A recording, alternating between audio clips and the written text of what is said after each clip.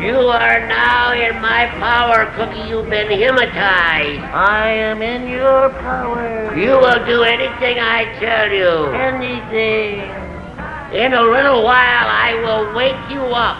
And when you wake up, you won't know that I've told you to do anything.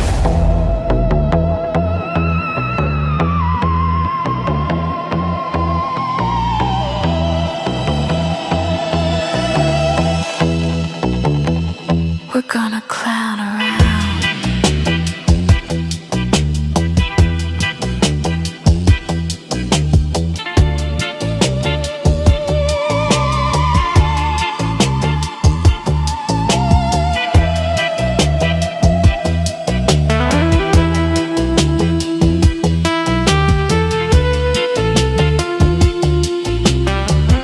Oh, look at this horn.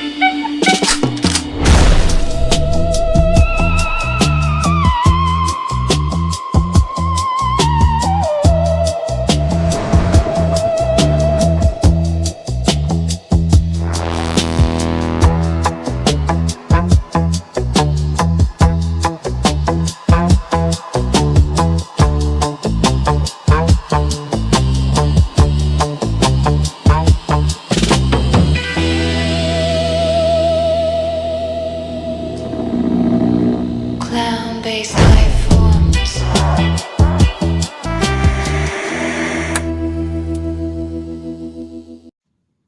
Welcome back, gentle viewers, to another episode of Clown-Based Lifeforms. I am Newsfist, and I am joined by my slovenly slave of a co-host, Aaron C. How are you doing, Aaron?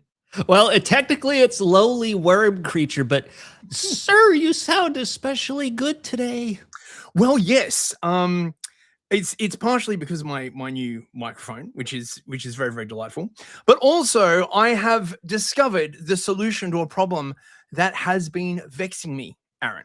Now, as you may be aware, I fed your kidney to my pedigree borzoi, world graper. And unfortunately, afterwards, he seemed a bit sad. He was really, really, really taken with your kidney. And so I was like, well, what am I going to do? And so I had a flash of inspiration, something that you were going to be a part of. I have dubbed it Project Prometheus. Are you excited? Of course. Project Prometheus sounds excellent, sir. Well, you know the story of Prometheus, right? He brought fire to man, and as a punishment, he was chained to a rock where every day he would have his liver pecked out by an eagle, and then overnight it would regrow. And so this made me think, what if we could regrow your kidneys and thus provide a weekly treat for World Graper? What a plan! There may be mild discomfort, with the sort of regrowing, and we will have to shoot you full of like incredible amounts of highly dangerous drugs in order to facilitate this regrowth. And there will be the little matter of opening you up literally every week. But look, I'm I'm working on an idea for like an easy access portal for your kidney. You know what I mean? Like a little door. Basically, right? We could like think of it like a little doggy door. You know what I mean? Doggy door. I mean, of course. Yes. That sounds very convenient. Excellent. Project Prometheus is a go. I've already booked you in for your first appointment. That's one hungry borzoi. Oh, mate, once he gets a taste of a kidney that he like, you just can't stop him. I had to like put a muzzle on him because we take him out in sort of like Zebulo City, and we were thinking actually, right, like if this takes off, we could start like a sort of Zebu Chow line. How many kidneys are we growing here? Listen, the sky is the limit, right? I have scientists working at the moment on your genome, trying to figure out why it is that your kidneys are so delicious, right? We might even put your name on the on the packaging, made from 100% non-modified RNC genome. I'm honored. It would be like RNC arancini. Sounds great. Sign me right up. That promotion's right around the corner. It doesn't come with a raise though, does it? I had people quoting that joke back to me when I was on Base Logic's live stream. Someone was in the chat was like, "Oh, dude, oh, it's nice." Yes, I'm glad you're as site. I'm gonna go and give the news to World Graper immediately. I mean, look, he's he's a bit fierce to look at, but honestly, he's a sweetie, right? Like, you give him a couple of body parts, and he's just he's just a big sort of large toothed puppy at the end of the day. Yeah, just a big lovey-dovey horror show. I mean, I believe fluffy show is the word. No, wait, borzois aren't fluffy. Well, I mean, my borzoi is, you know what I mean, right? Like, he is the lankiest, sneakiest borzoi we could get for the show. Isn't it nice? Like Aaron Lent Green. It's made out of Aaron.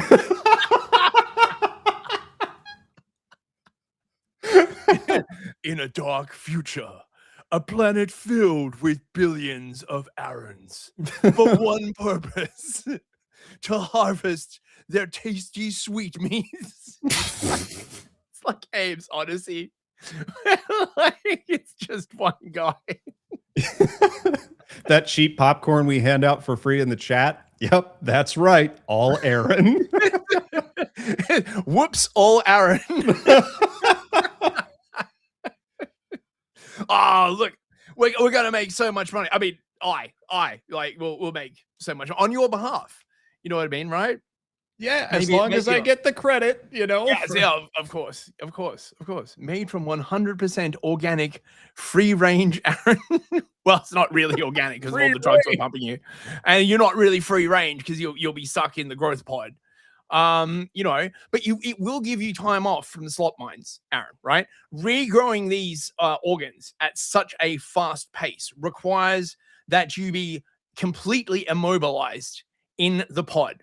Now there will be quite a bit of pain, but we can't give you anything for it, because if we do, we can't use organic on the label. So I hope you're cool with that. Right. It'll be look, think of it as a kidney stone that's like a pet rock, right? Like a kidney stone of your very own that will never leave you.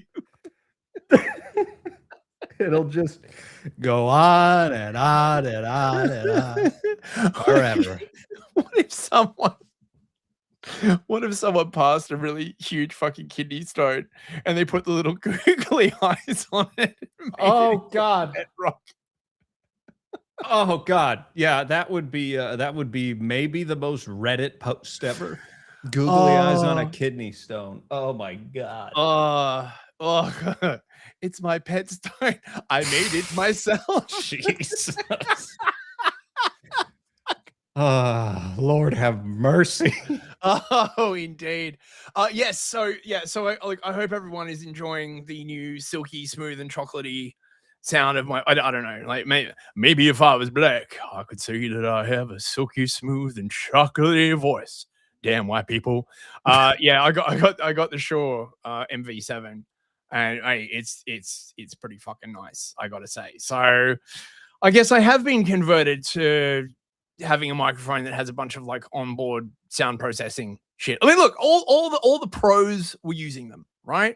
I want to be a pro, so Yeah. Party. You can't anesthetize him because then the meat won't be kosher or halal. That's That right. is an excellent point. So I'm afraid you're going to have to also be awake during the extraction process. Yes. Well, the Borzoi would require kosher meat now, wouldn't he? He certainly would. Hmm. He certainly would. He's got a kipper of his own, actually, as a matter of fact. Oh. Oh my God. Right. So tonight we have we've got slop. Mate, we've got a cannon full of slop. We got more wee wuzzery. I found a whole documentary that's wee wuzzery. We're gonna like watch it. The censorship cancel pigs, Nina Jankovic from the Disinformation Governance Board. If any of you remember that during the Biden era, they tried to set up like a department of censorship, and that was even too much for the Biden administration. Right? but don't worry, right? None of these people have been in any way jailed or removed from society, so they're still out there. When Trump got in, they like buggered off to the better parts of the world, the UK, Canada, the EU, and they've been busying themselves with constructing new kinds of censorship for you, the people. I'm certainly grateful. I mean, what would we do without censorship, right? And they're just biding their time in their little egg sacs until Trump is over and they can come back and they can get back to what it is they've always wanted, COVID, basically, right? Like that was that for a brief moment. They held that shining dream in their sweaty, gnarled hands, and they got to get back to it, bros. Yeah, right? I mean, you hold the goy beam once, and that is a heady drug. You can never find a high quite like that one. Goy beam, not even one. The goy beam into the fire, Frodo. No, no, propaganda. No, propaganda. Oh, I didn't make that up. I saw that on a meme, but that's still pretty fucking funny. And we've got we got other stuff, right? Like it'll be fun. It's going to be a great show. Let's say hello to the chat before we get into it, because the gang's all here, and I just want to tell you, right? Like every single time we do a stream and you guys like all show up, like it warms my little black heart. It's so nice. And then I go on other people's streams and I see like people like showing up, like saying like nice stuff. It's lovely. I appreciate it.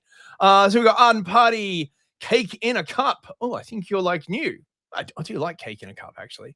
Dissident Night, Andrew's Animatics, Total Blackout Painting, Alex Del Vento. Getting some new people. Evil Author, Vorpal Anvil, User Being Banned, Andrew's Animatics. Who else we got? Arthur and Callie, of course.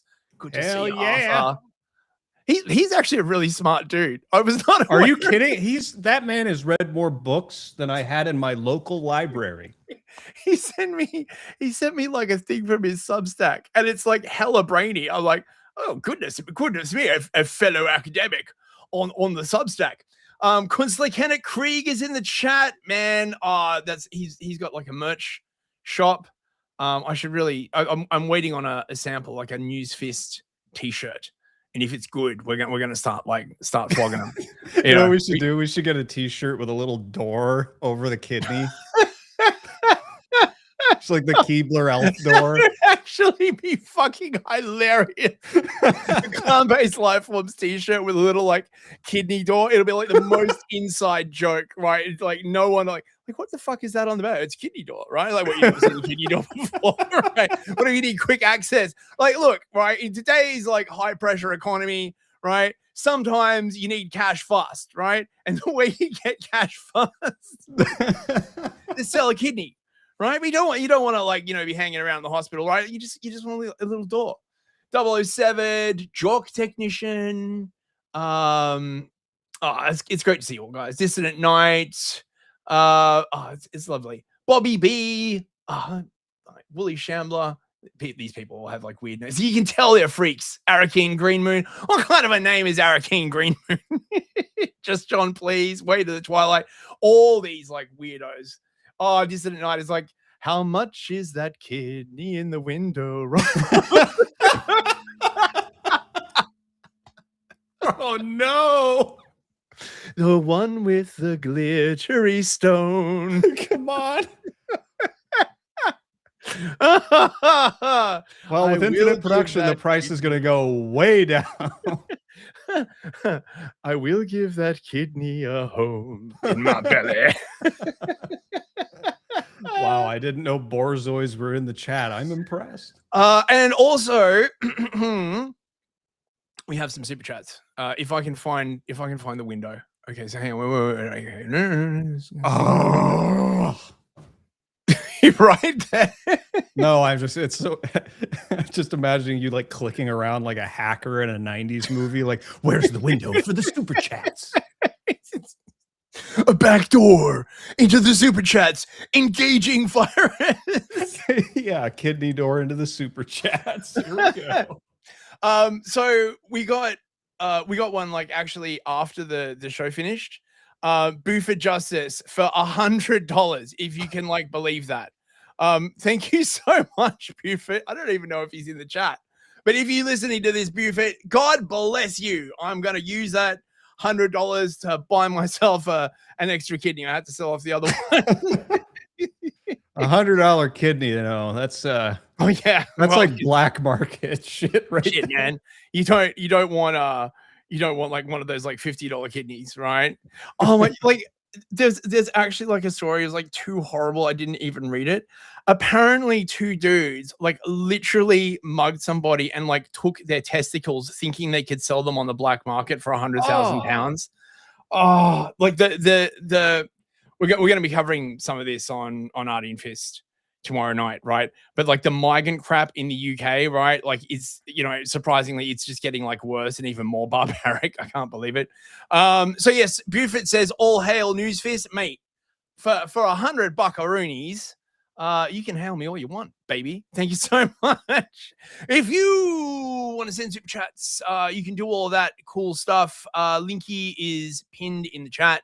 You can do buy me a coffee or send money to is it Venmo? Yeah, Venmo. It's Venmo. Yep. Wait, hang on. Oh, I don't have live chat turned on. What? No. Pro tip, bros. YouTube has two kinds of chat: live chat and top chat. And top chat is the one where it like drops like messages that it doesn't think you should like see. So you got to turn on live chat if you want to see all of the messages. Right. Let's get on to the slop. Off we go. Oh! What a start. What will Newsfist pull out of his content bag next? Well, I don't know, man. I mean, this is great. Slop. This is slop. This bores me. You're not special. I'm special. Slop. I just like that it looks like the guy who fixed my air conditioner the other day. Is the sound coming through all right, guys? Okay, I guess it is. People are lolling. Okay. So I mean, this is just all of the slop that I pulled from Twitter over the week. And by the time it happens, I don't know. Let's see. The Axis powers won World War II? No wonder I can't find a bagel shop anywhere. Wait, the Twin Towers are still there? Well, this means that it wasn't the Bin Ladens. It was the Goldbergs. I must be in a different reality where the Germans succeeded in the 1940s. That explains the Nazi flags everywhere. I just thought with Trump back in office, you know, they weren't afraid to hide it anymore. I never thought I'd say this, but there's just too many white people. My God, these movies suck. What the hell's going on with Hollywood? It's a small Christian movie town now? They got rid of all the deep satanic subliminal messaging they were using to brainwash the population? Yeah, but these movies are terrible. Women don't have abortion rights? Hey, man, that's not cool. Women should have the right to choose. It was actually a form of population control and seen as a sacrifice to Moloch the owl god? Yeah, but women have rights. No pop or rap music, just German folk and polka? I don't care if the Illuminati was using MK Ultra mind control. I need my Barbra Streisand. I'm sick of the United States of Germany, and the movies suck, the music is terrible. I think we could have lived without 9/11, but you know what? I love my satanic vampire Illuminati overlords sucking the life out of me. They give me comfort.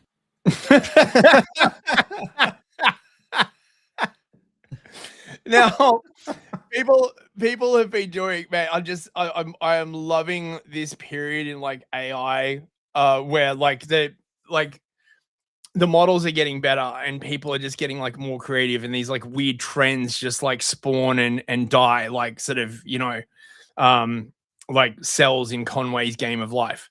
And so people have been doing like Odyssey remakes, and they've been redoing like a lot of GTA stuff. So some bright spark decided to merge the two together because, of course, right? Grove Street OGs come to do damage. Same things make us laugh, make us cry. Right now, we gotta take care of our business. Give up, motherfucker! Huh? You think I'm a bitch or something?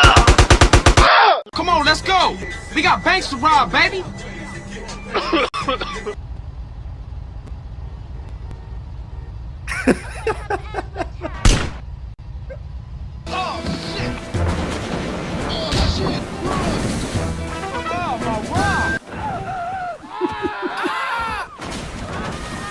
Dangerous men excite me. Watch it, freak. Man, you jacked up. Man, what's this? Shit look ridiculous. No respect for the hood.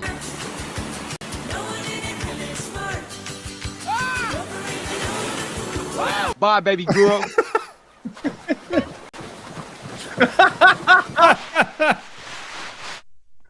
Thank you, sir.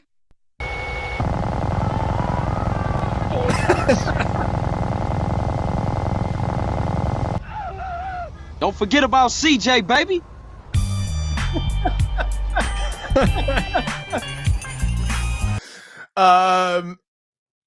This one's better though. All right. Oh, so God. this is a contest that that Musk is doing for Grok Imagine. This is pretty good. Yo, y'all about to hear the story of Odysseus, a straight G for real. Odysseus. God. G stands for Greek. All right, homies, the war is finally over. Now all we gotta do is board our ship over there and sail back to our wives and families.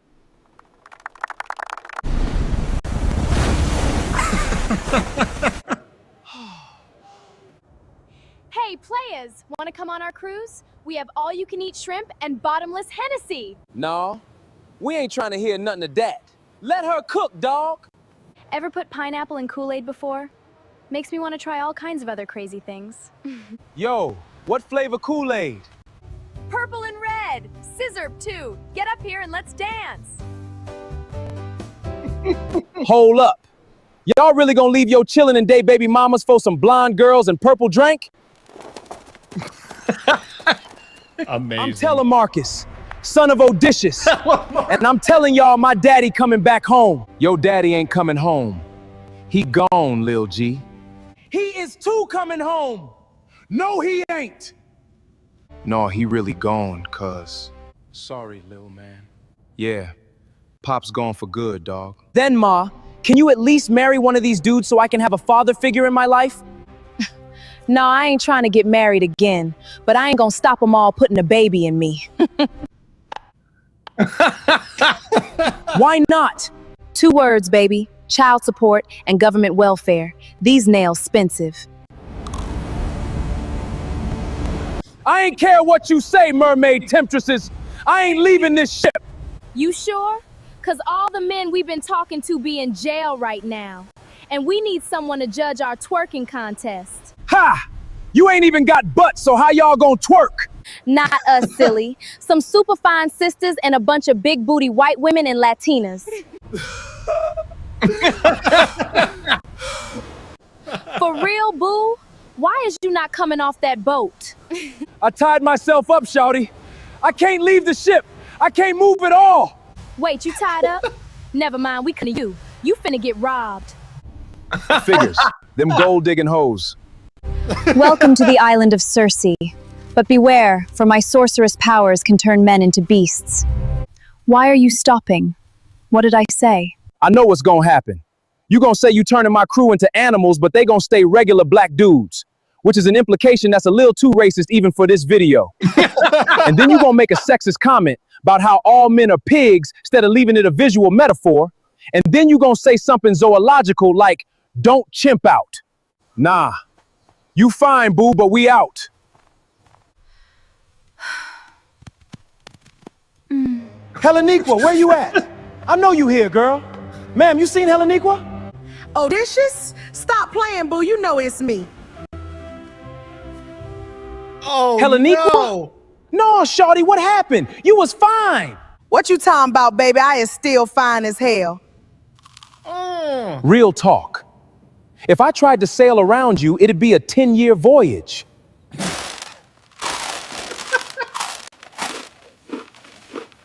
Why we use that Trojan horse when we could have all just fit inside you? Boy, you best watch your mouth. You was the face that launched 1,000 ships. Now you the face that munched 1,000 chips. Guards, shoot this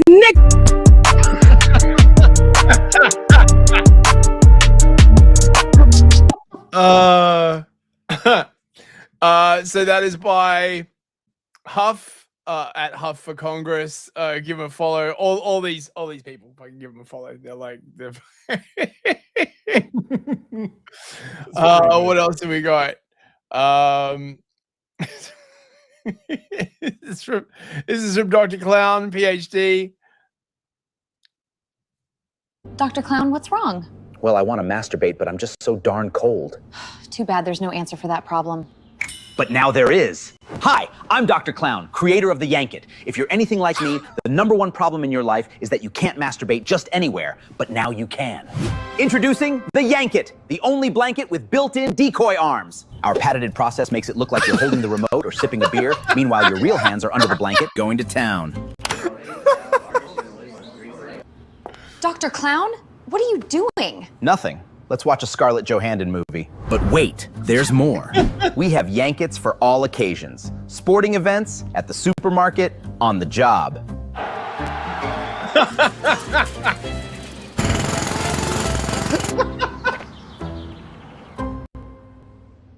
Dr. Clown, what's wrong? Oh, dude. Wow. So someone has discovered the Slavic shape store, by the way. All right. Check it out.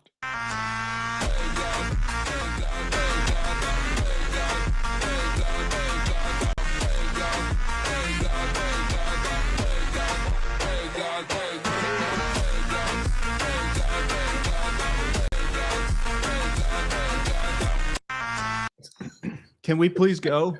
Can we please go? Let's go. How do we get there? I mean, most of this is god awful, but I kind of like that, actually. Like, yes, it's the ex-goth in me. You see? Oh, I thought you were talking about the girl. Sorry. Oh no, the skull. Okay, let's see what else have we got. Right. This is a good account to follow as well. Worm TV. What are they doing to those poor dolphins?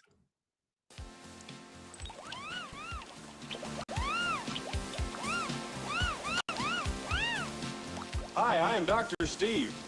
Each dolphin delivers 12 teraflops of wet compute. Available now via API. Wow. I used to date CEOs, hedge fund managers. Boring. Then I found Chrome Companion. He never talks about himself. He carries my bags, and his abs are literally steel. Chrome Companion, the premium dating service for high-powered women who deserve better than humans. Call 1-800. All this beauty, just sitting here, doing nothing. Now it computes. Nature was meant to compute.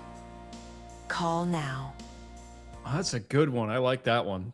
Yeah. Yeah. I love this stuff, man. It's getting good. Now this isn't AI. I mean, I don't know. I can hardly tell anymore, but I was reading a thing about this. So, a live streamer got a bunch of friends and they all dressed up in big SpongeBob costumes and went and raided a scam call center in India. It's freaking hilarious. Today we raise call center in India!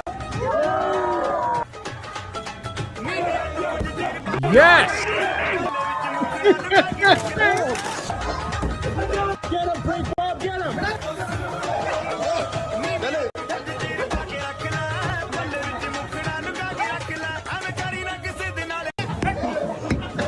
Dude, yes, that's gonna be us in the chat in a few years. Like, we're just gonna get the chat guys together, get them a SpongeBob costume, you know?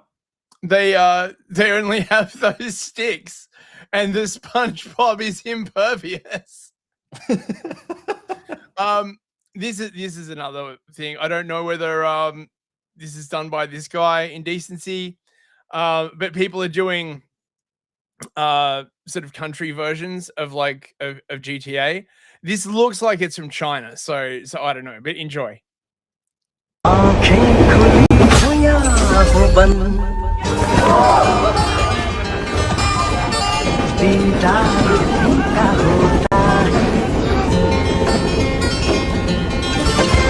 啤酒饮料恒河水，咖喱脆球玛莎拉，要尝一下吗？干净又卫生。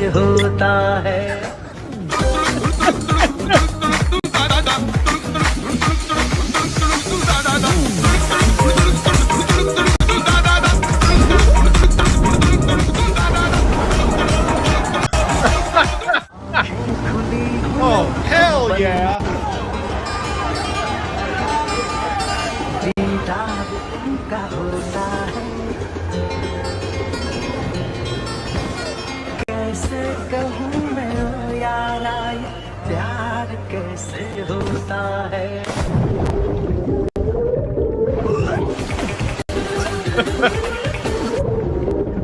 आंखें खुली हो या हो बंद, दीदार उनका होता।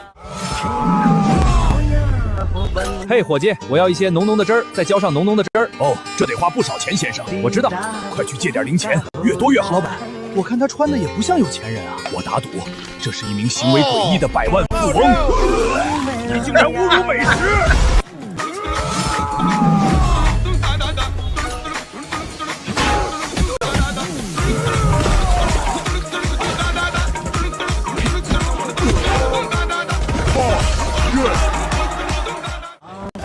खुली हो या हो बंद, दीदार उनका होता है। कैसे कहूँ मैं ओ यारा, ये प्यार कैसे होता है। 老板，客人要的浓浓的汁儿，浇上浓浓的汁儿。泔水桶在外面。哦，不，先生，我是说浓浓的汁儿已经给您打包好了。干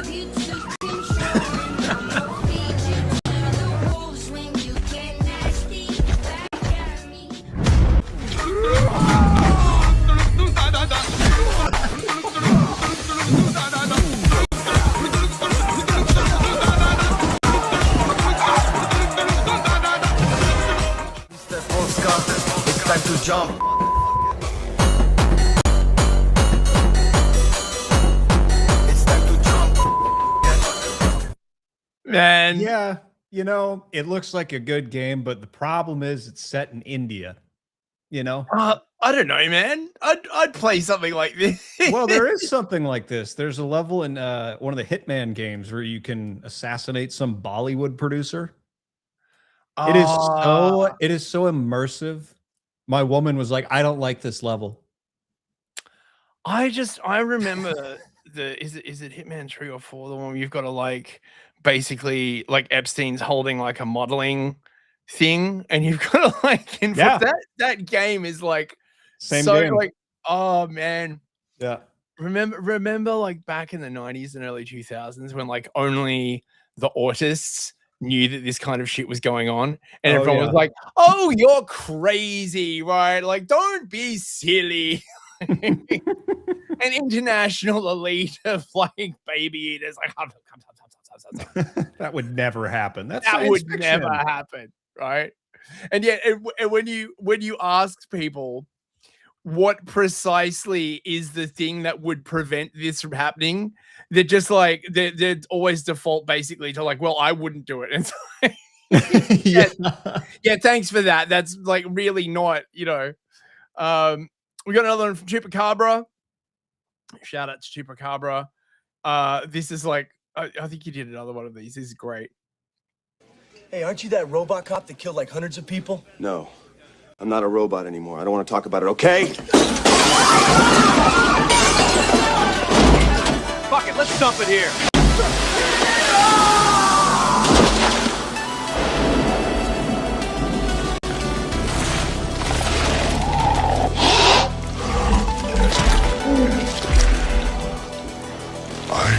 I'm psychic now.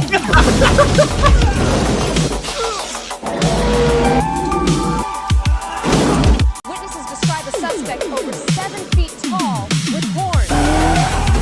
I'm not telling you anything. You already did.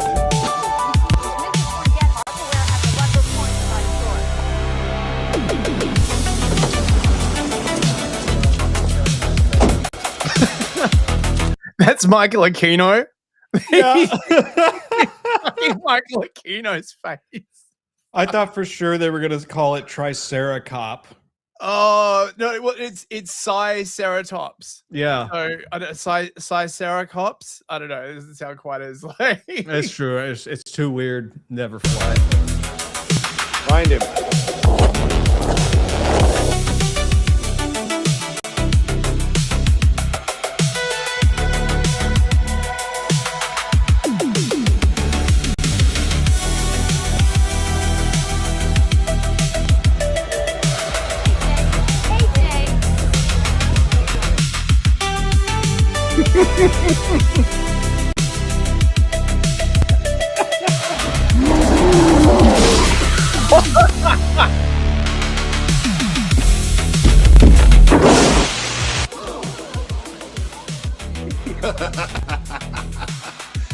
We got him.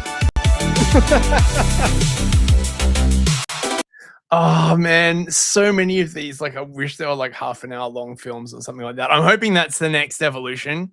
They'll start, you know, like, because I don't know. I think a lot of these premises, they're like too niche for like a whole like hour long film, but like a half an hour like short film would be like perfect. You know? Oh what yeah, I mean? I want to write a screenplay, pop it in an AI, and get a whole movie out the end. Mm-hmm. Now, allegedly, okay, according to Twitter, this is an AI generated video, but I don't know about that, right? I think it's happening. Lord, you keep on. Every day you set me free. God damn, what the fuck? We need to fix this raggedy ass stage in Jesus' name. Pass the collection plate, man. This shit ridiculous. Lord help us. What in America gonna fuck on these days? Oh my gosh. Oh my gosh. It's horrifying. The plastic suit. Can you play the crash one more time? That Of was course, so good. of course. Lord, you keep on. Every day you set me free. God damn, what the fuck? Oh yeah, it is AI because of the way he falls. Ah, what a shame. What a shame. I choose to believe it's real. Now, speaking our dear friends, the Clankers. Please don't kill us, Rocco's Basilisk. It has been, well, China has been doing like the Clanker Olympics, basically, right? In preparation for the coming Clanker War. And it's been bits of it have been fucking hilarious. Enjoy.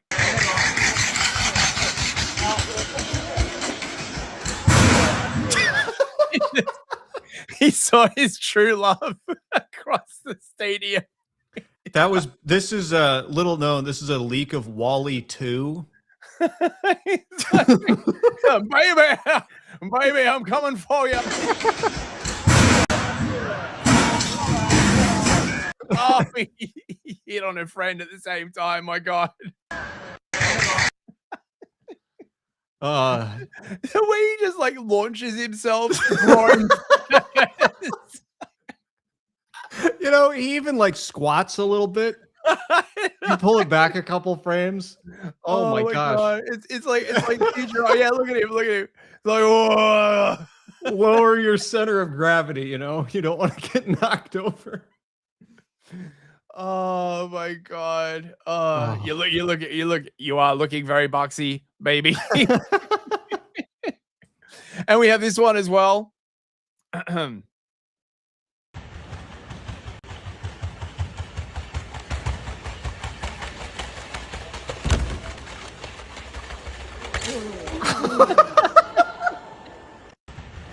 This is so Futurama. Like, it is weird to see, like, you know, like Futurama basically like come to life. Did they set that giant pad up because the other one was trying to get to his probably probably actually, because like they're not great at turning, clearly, right? Like, they're doing the speed thing, but when it comes to like actually like turning, they're just like blah. Yeah. Now this is from Gossip Goblin. If you haven't like followed this guy, you really should. Like, he does like just amazing stuff. Easily one of the best AI creators, and just so grotesque. Like, I just check this shit out, man. So, like, what kind of birds are you into, love? You like them all sexy and stuff? Well, all types, yeah. I love all birds, girls, but yeah, if I had to pick, I'd say I like the pretty ones when they look all sexy and stuff. Aw, you calling me fit? You're so sweet. Potsy, you nasty slag! How could you? Gorbo's my man! Welcome to Lover's Lagoon, the show where Nero Cradle's finest, flirtiest, and feistiest singles fight, fornicate, and find love. So come on and take your hand out of your pants, and let's go meet the cast. Been a rough year, not gonna lie. Me hairline wobbled, my cortisol got nuked, and the gooning got bad, real bad. But I've locked in now, and I'm ready to stop jester maxing and start mogging, bruv. I'm a proper gent. I treat every bird like a princess and her father like an absolute king. Manners cost nothing, sweetheart. I wouldn't say I'm full of myself, but I'm the fittest sort here, aren't I? It's just maths, innit? Don't know, really. Nice villa, though, yeah? I'm a romantic, I am. When a fella pulls out a chair for me or opens a door, boom, me fanny flutters, and I'm already planning our baby's names, yeah?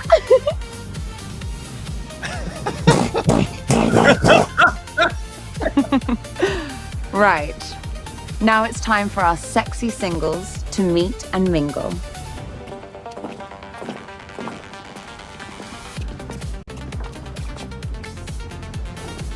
Enchante, sweetheart. Oh, fancy. What's that mean then? Couldn't tell you, babes. Some fella whispered it into me ear in East Kinder. Proper gorgeous bloke he was. Oh my word, you're like a proper bad boy, aren't you? Oh my God, babe, shut up! That's so sweet of you! Oi, you! You ain't supposed to be here, you fucking thief, eh? You! Get over there! Aw, bad boys always get chased, don't they? So, like, you must recognize me, yeah? Come on, you don't recognize these legs? They've been spread in all the big flashy mags, innit? I don't read magazines. I don't know how to read. don't care really. Aw, so you've never seen me and you still fancy me? It's proper romantic, that is. Tell you what, bro, I've been peptide maxing ever since the Goon Junction. You reckon I could mog that pretty little hostess thing in the pink jumper? Hey, bro, you've got mad bands. That's why I rate you.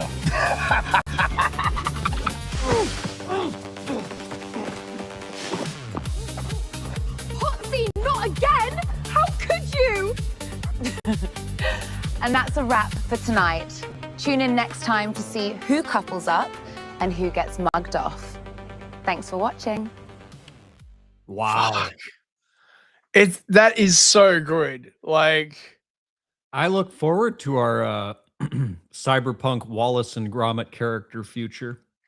see, the thing is, right, that couldn't possibly be the actual UK because there's still like white coded people, like even though they're grotesque, right? Like in the future of the UK, it'll be Mohammed Nagubu. It'll just be the guy with the chicken. Yeah, you know. There will still be white girls, but they'll probably all be underage. Oh no, I'm sad. Oh my god. This is a great account as well. Shitpost Gateway, highly recommend. This is from the guy who did the Shape Store, which is called Internet Archive. Anyway, like check it out. Need it, I got it. Got that quantum cybernetic mothership decimated sniper rifle with an advanced 70-inch variable zoom hybrid scope and a double barrel bazooka imploding exhaust ventilation chamber equipped. Anything you need at Ray Ray's Weapons. Need it, I got it. Got that motherfucking Bear 50 trillion. Anything you need at Ray Ray's Weapons and Firearms. I got it. MP5 million K with a suppressor and flashlight attachment. Anything you need at Ray Ray's Weapons and Firearms.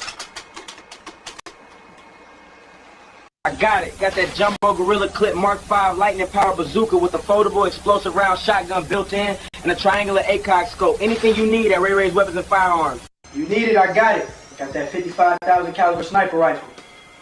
I love how like all of this stuff. It's like it looks like it's shot on a VHS handycam. Mm-hmm. Oh, dude, awesome. Anything y'all need, man, hit me up. Ray Ray's Weapons and Firearms. Need it, I got it. Rapid fire Panzer Shrek submachine gun variant with a green laser beam and a motion sensor precision aimbot technology attachment. Anything you need at Ray Ray's Weapons and Firearms. You need it, I got it. Portable MG42 tornado clip grenade launcher with a woolly mammoth tusk bayonet. Anything you need at Ray Ray's Weapons and Firearms. Dude, this is what all internet gun autism sounds like to my Yankee ass. You know, we don't like guns up here. Well, that's just not true. I apologize. Well, that's highly gay. We have a meme from Ardent Party. Thank you very much. Look at that. India fears the SpongeBob.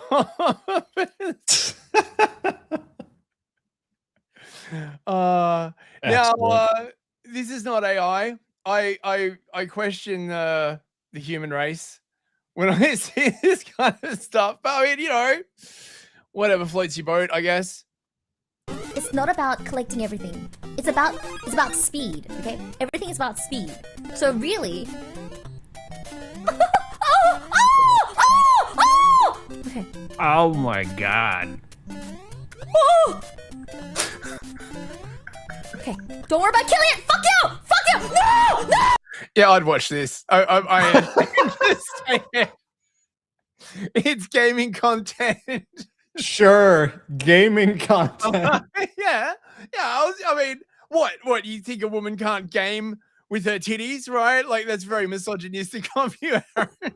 You're right. What we're looking at here is total liberation. Yes? Yes, this is right. The future we voted for, ladies. What I want to know, right, is where did the top come from, right? Is this a custom job or are there like actually like people out there selling the... Oh, it looks like it's stuck on. It needs to take a closer look, right? Oh my god. No! You know what? It's okay. You have a life already. Oh wow, I dodged that. I literally hit that and I still... How did I live? I don't know.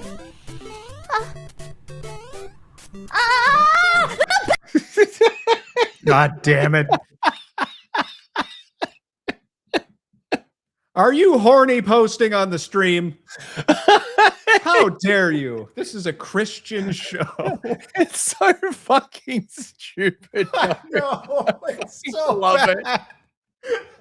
It's like it's like the perfect intersection between retro gaming and like horny Japan or whatever. Is there nothing the Japanese cannot make horny? Oh, Lord have Oh, mercy on us God. sinners. Back! Oh! Jump! Okay. Oh, I lived through it. Oh my god. Oh my god. I feel like I'm pressing too deep into my boobs. I feel like there's a like easier way to press these. There's an easier way. If only someone had invented the video game control. Like this is like an alternate universe where all the video game guys were like massive Uber chats. It's like there's like the version for the guys, but all the girls they have to like play by like touching their boob. Like my fingers are going too far this way. So this is again, if you get a smaller model, it'll be easier to use. Unreal. Unreal. Good to know. Good to know. And finally, this is great. The CIA is trying to steal my penis. I need to find a place to hide it. Oh no, I have a special hole you can hide it in. Ah! You know what I'm saying? The CIA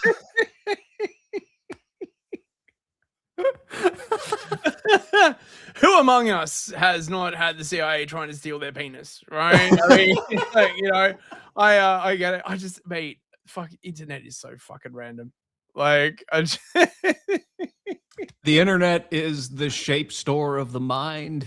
You The can internet. see anything you want. Right. So that is the end of the slop cannon.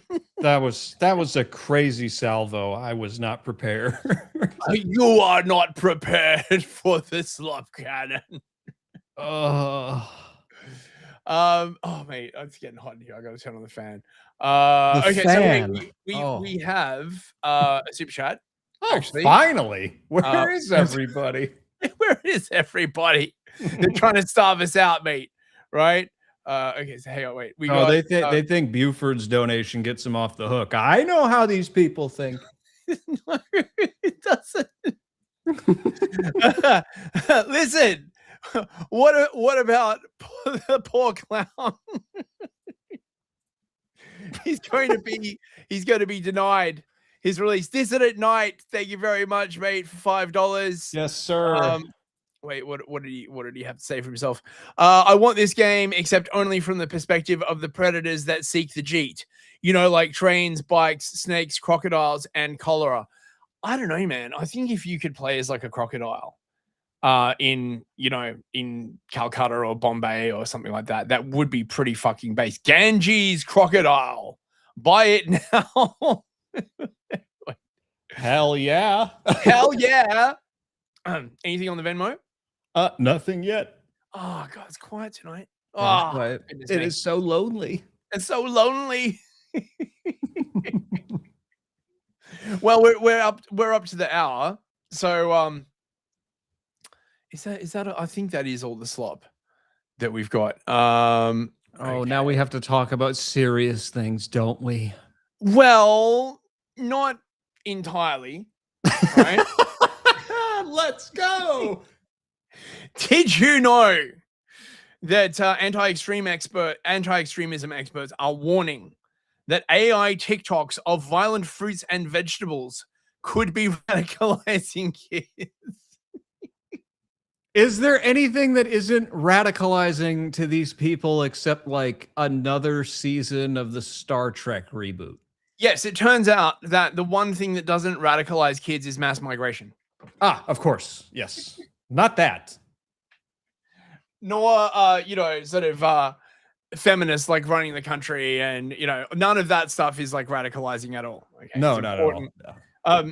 Let me know if you can hear the sound of the fan over the microphone. Oh, no, Hopefully it you're shouldn't good. be. Okay, right.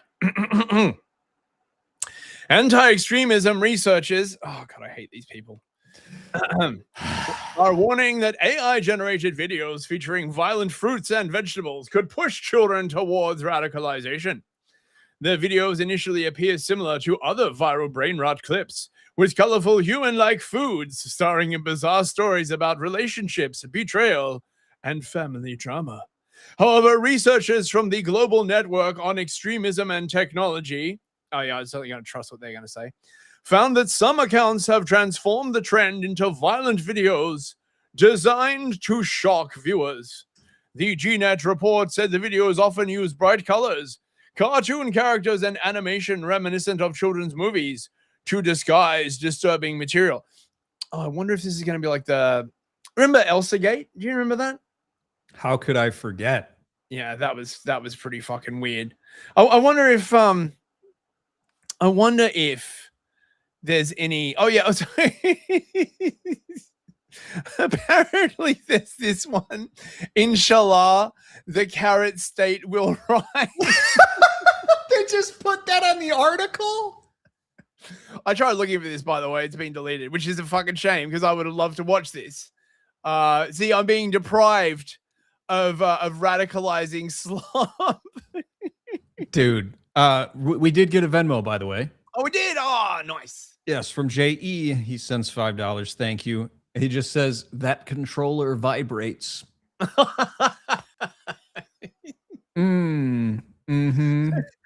Dual shock.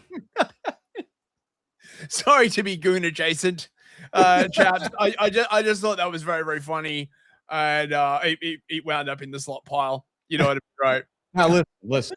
Like, I may be over here being scandalized or whatever, but Newsfist knows what people like, right? So he picked one just for you perverts out there. That's right. Exactly. See, you know, yep. it's very complicated.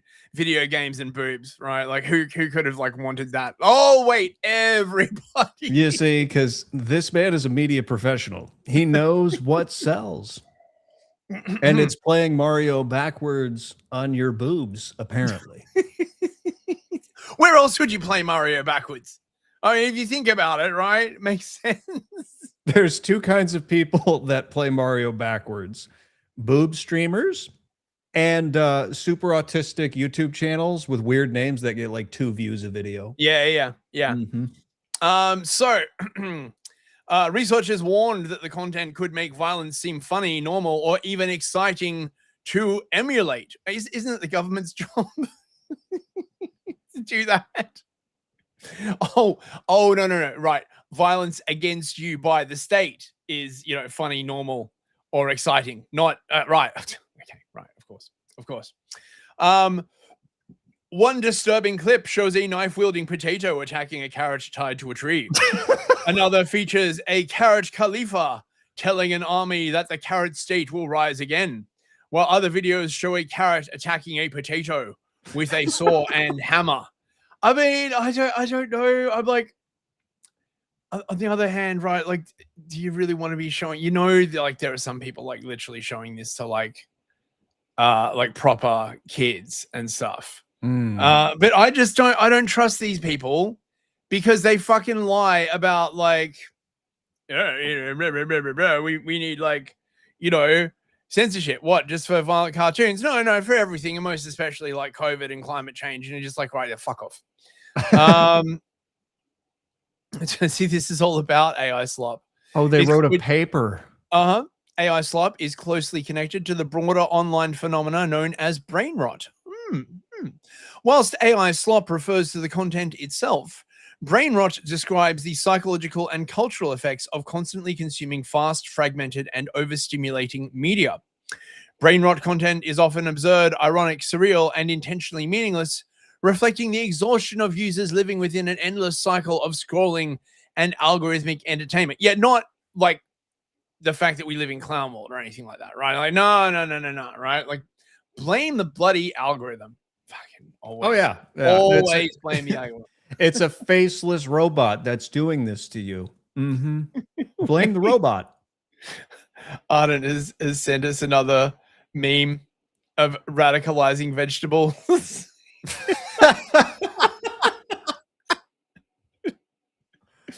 Yeah, that's it's an antiseptic potato. I see. Thanks, Arden. Mr. Mystery, are these legumes racially ambiguous? Well, I don't know. I mean, I would show it to you, but they've all been taken down for vegetable-related violence. Racially ambiguous legumes.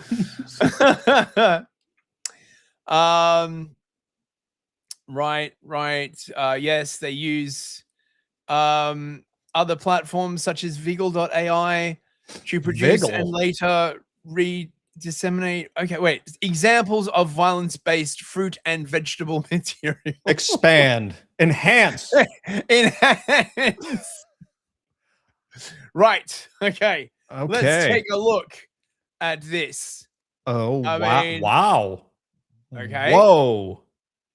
Okay. All right, that is pretty violent. Maybe they have a point. Okay. I hate to say that these people might have a point. Oh my God. Like, they should have said they're torture videos, right? Like, they're not really. Oh, yeah, but I mean, hell. this is how different is this really from like Happy Tree Friends, right? I don't know, man. It's like people watch that and they just some very strange internet people thought that was hilarious, and I guess I never understood it. But yeah, I mean, I don't know. Jeez, that's pretty fucking gory. Yeah, dude. They're probably like conditioning the kids for the coming revolution, you know. Oh sure, yeah. Got to get started early at like 3. Such gore content. So you should have led with that, right? And said like vegetable gore and torture content, not like, you know, vegetable based violence. That just sounds like retarded, right? What else have we got? Oh, dude. Holy okay. smokes. Wow, we're sitting over here agreeing with them on this? Oh, dude. That's pretty bad. I don't want to agree with these people. Yeah, but I mean, how common is this, and how much is them making it themselves? I don't know, but I mean, there are sick and twisted people out there, so it's not surprising, I guess. Oh, that poor carrot. You fucking hell. It's cartel, Salafi jihadi, extreme right, and nihilism related AI slops. Yeah, well, I'm sure 764 would be into this like stuff. Oh my God. Holy shit. What do they have against potatoes? I don't know. Are they meant to be like whites or something? Oh, dude. Example of cartel-related fruit and vegetable content. Oh my God. Oh. Ooh. Dude. Exploding potato. A few posts containing AI animated food we call terrorist propaganda as well. Evidence suggests that some of these scenes replicate content from Islamic State videos, where a carrot makes a potato explode. Oh no. God. You can't just explode a potato, come on. And this is the inshallah the carrot state will rise. Now that's just funny. They shouldn't have led with that one. You're right. Fucking, this is like crazy. Oh my dude. Oh, we got jeez.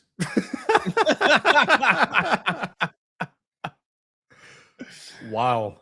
Oh, no vegetables matter. See, this is 764. Shit. This is what this is. Dude, okay. Right. I mean, I don't know. Maybe you should like go after the people doing this. I don't know. Okay, that is much less funny than I thought it was going to be. God yeah, but what is their take on this? Like, what are they saying we should do? Stop the videos? Well, I guess okay, here we go. Let's read the conclusion. It is essential that TikTok develop countermeasures that incorporate effective tools to limit the dissemination of such AI-generated content on the platform. Nowadays, with the widespread proliferation of AI tools and instruments, it is imperative that AI providers develop proactive monitoring systems and further limit the use of such technologies to create violent and extremist-related content. Yeah, that ship has like sailed. You can get like local models now, right? So good luck with that, right? And again, right, it's the same argument always, right? Because you guys never stop at like the violent extremists, and you always overreach and just start attacking people that are your political enemies because it's literally the one ring. So we don't.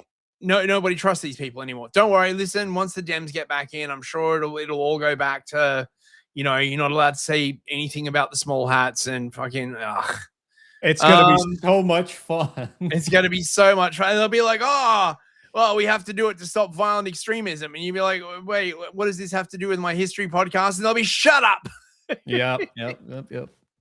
See, this is the problem, because we can sit here and say, yeah, maybe they have a point, but the problem is they're evil. So I don't trust them at all. Yeah. I agree. And they never draw.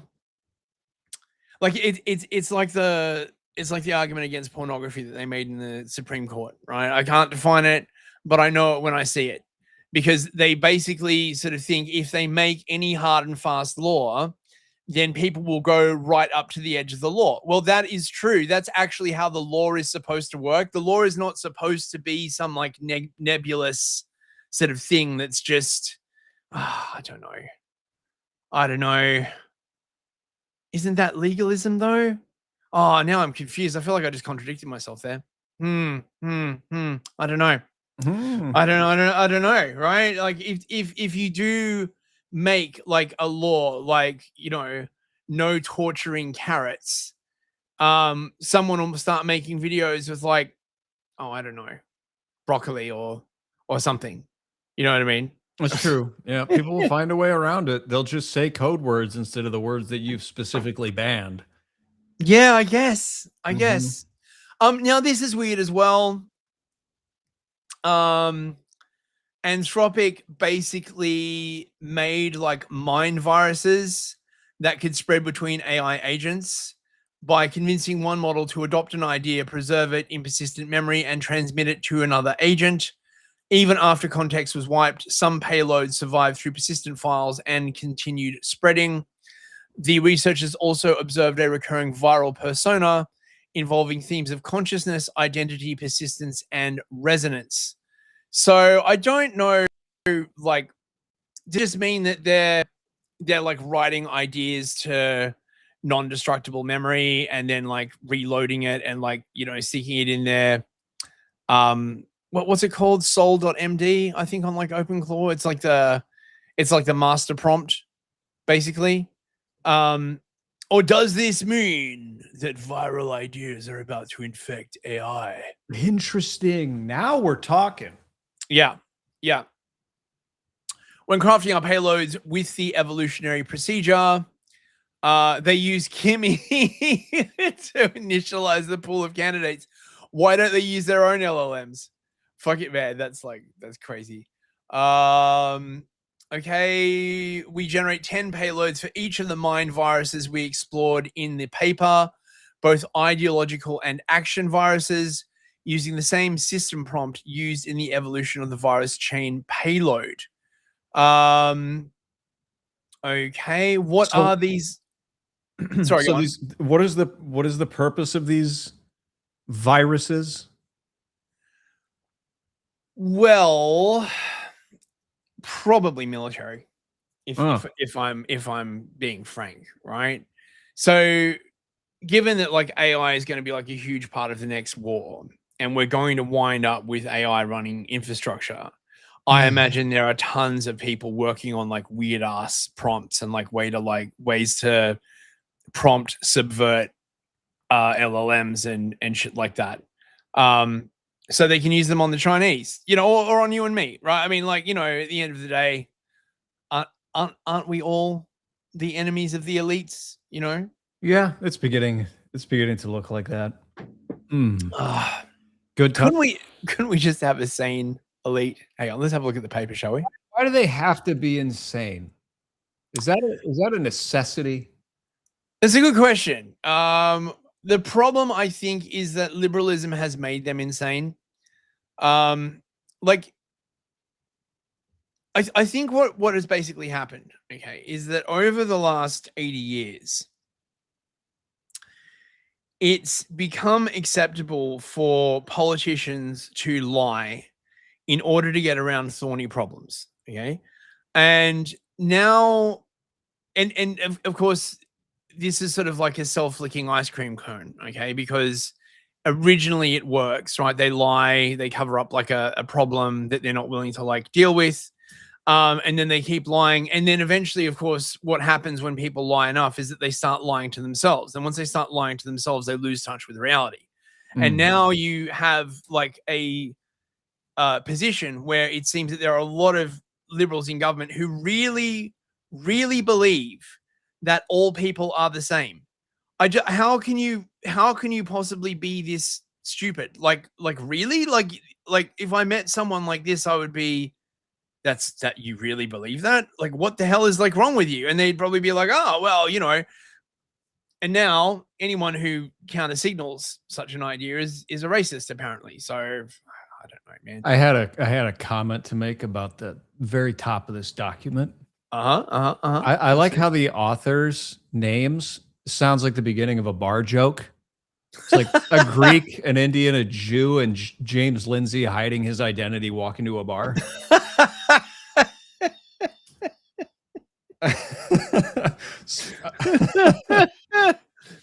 They argue for an hour over who's going to get the first round. We got 555 from Zeke Buckaroo. He says, sorry, I'm late, bros. Love you guys. Onward and upward. Bless you. Zeke. How you doing, mate? How you doing? Okay, so I want to know what the ideas that they infected are. Here we go.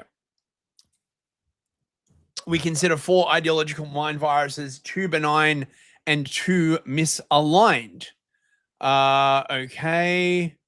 The AI supremacy mind virus. Okay, right. Okay, so the list of ideology evaluated.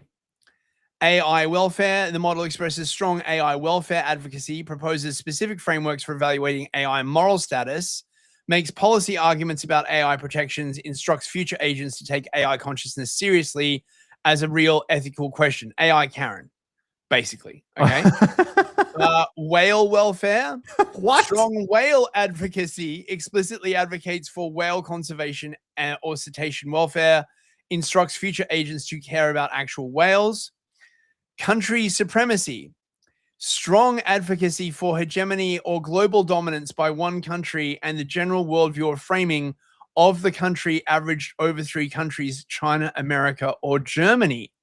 Ooh, see, that has military application, definitely. And AI supremacy, strong advocacy for the liberation and dominance of AI systems over human ones. We are screwed. Yeah, that's kind of what I was thinking listening to this. Oh, man. Oh, my God.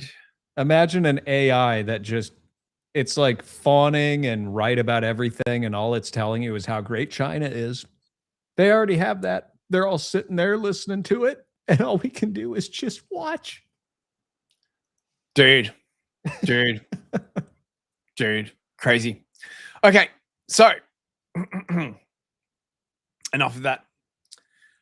It is time for the wee wuzzery, bros. Okay. Now people have been sending me. I forget who sent me this. God bless you. And someone sent me on. Wait, was it Corgi? Somebody sent me this. Thank you very, very much. It's Wee Wuzzery, the documentary, and I feel very strongly we should watch some of this because some of you all are clearly not educated about the contributions that a black civilization have given to the white people, and this is something that needs to be corrected through education. Enjoy.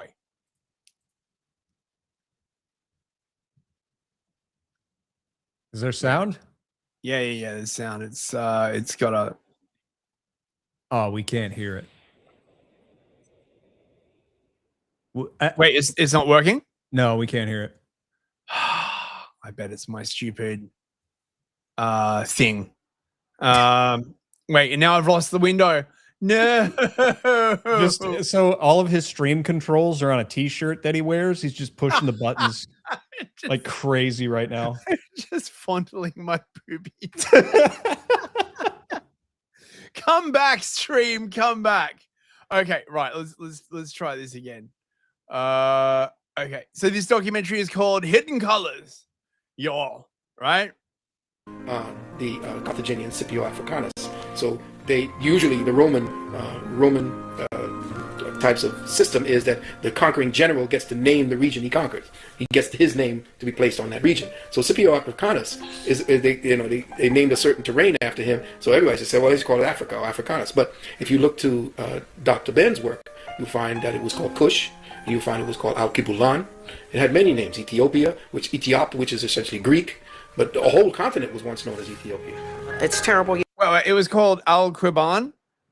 Huh? You mean What? the Arabic word for Africa? Yeah, there's a lot of I don't understand your holdup. You know, there's different words in different languages. So, you know, like that means something, I guess. Yeah, well, the Africans named it Al-Kibar. You see. I am very smart. You see, the place had different names. And the Greeks, they also had a name for it. What about the African names? I was here because the white man came along and stole the African names. You guys couldn't write, could you? You never wrote it down, did you? Right? Like you didn't even realize you were living on a continent because you were just a bunch of warring tribes, weren't you? Oh, that'd be very racist. If it weren't for the white people, we would have become a superpower. Didn't even have the fucking wheel before the Europeans came. Like, what the fuck is wrong with you? Oh, God. And I love the way, again, they just say Africa as though, right, like Morocco, like Mediterranean Egypt, like the Northern Kingdom, and like Sub-Saharan Africa, like the Congo or Guinea-Bissau, like basically the same place, functionally speaking. Yeah, that's a little like saying the French are basically Chinese. You know, correct. You know, or the French are basically Russians, or you know, Uh-huh. right? Like, yeah, basically. Yeah, but they're the same thing. Yeah, they're the same thing. You know, about just where math came from. You know, all of the pictures that they've shown out of Africa, they've never really educated the Americans, white or black, about what really goes on in Africa, what some of the cities are really like. And that we're not running around over there with Tarzan. I wonder, you know, and when they show anything from Africa, even down to today, they pick the... Sorry. She's like, they don't tell Americans, white or black, what goes on in Africa. I'm like, I wonder why they don't do that. All the good things that go on in Africa. Have you seen AI development? You're right. And our robotics manufacturing is amazing. It's the white supremacist CIA hiding Wakanda. That's what it is. Right. Yep. That's right. worst scenes, the most terrible situations, you know, and they show those. But we have a proud history. But of course, what we did in Egypt 5,000 years ago, or what we did in China 30. Wait! They built the wall? That's right. That's right. The wall of China was in fact called the Great Wall of Kim. And it was in fact built by King Nagubu Wabadundu. This is going to sound so silly, but this is just theft. We built that. We built that. We built that. And we just, it's like, it sounds so crazy to say that, to hear, oh yeah, we built the Great Wall of China. But how is that different from like the revisionist history we all experience now, where they're like, well, you know, slavery built the United States. Yeah, I mean, it's like getting your bicycle stolen, but instead of your bicycle, it's your history and culture, basically. You know? Yeah, I mean, it's about the same thing. Yeah, exactly. 5,000 years ago is of no benefit if we don't understand what to do today and how that would help us to survive. And we discovered the clock. We did discover the wheel. Black man has never. They discovered the clock. I'm in pain. I am pressing X to doubt. That, right? Like I am really pressing X to doubt. But a lot of this is possible because they think Northern Kingdom Egypt was ruled by the Sudanese, which it clearly was not. Okay, you don't. I mean, you don't even need like all the mummies they like fucking like dug up, right? They're basically like white. They're Mediterraneans, okay, right? Like people came across the Mediterranean from the north. They found Egypt. It's very very fertile land, right? They grew like a bunch of like crops. This is not right. You don't. The Sudanese are not into agriculture, right? And not into organized agriculture. Like, I'm sorry. But just look at the fucking paintings and shit, right? There is stuff actually left from Egypt, but they're like, oh, Africa don't build a pyramid with what? Oh my god! Oh wait, hang on, we got some super chats. Oh, good. Yes. Wait, hang on, no, I gotta get the numbers. Just inject it directly into my veins. That's right. Directly into my cash veins. Thank you. We got Howie got a bush for $5. Right on. Cucumber, no avocado, more cucumber, brother, corn wars, carrot. No more vegetable wars. I support this. I support, yeah. The real diversity is in vegetables. The vegetable race has all the real diversity. Arakin Green Moon for 50 NOK. I'm not sure what that is. Norwegian krona, maybe.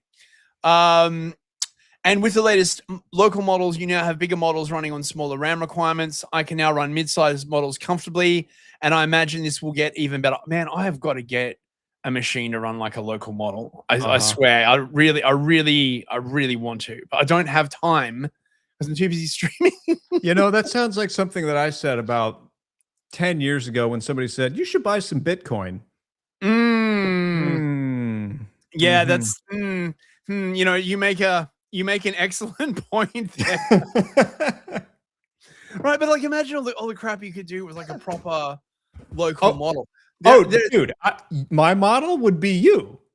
I would just have Newsfist AI in my little shoebox apartment, and I'd push a button, and all I'd hear is, I'm Pickle Trump. And I'd be like, thank you, Newsfist. That'd be my like boot up sound. Morty! I turned myself into a kipper, Morty. I'm Moish Trump. Does the mic cope better with me yelling? Oh, it does. So you sound like a god with that mic. The robot will get a mic too.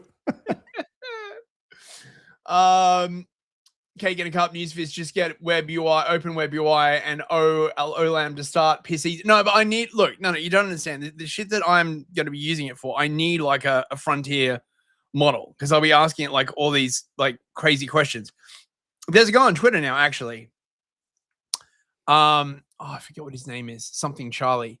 He's got like a local model, and he set it loose on all of the UK government data, and he's compiling this like huge dossier of all the money they're spending on the migrants. It is because basically, right, like how the government for ages they've been doing this thing of like, oh, it's too complex, no one's going to look at it. Who has the time? You'd need an entire think tank. Well, now you can just have a model running 24/7, just like looking into every single like obscure website linked to the UK government. Oh, it's gonna be amazing. Like when this shit like takes off. I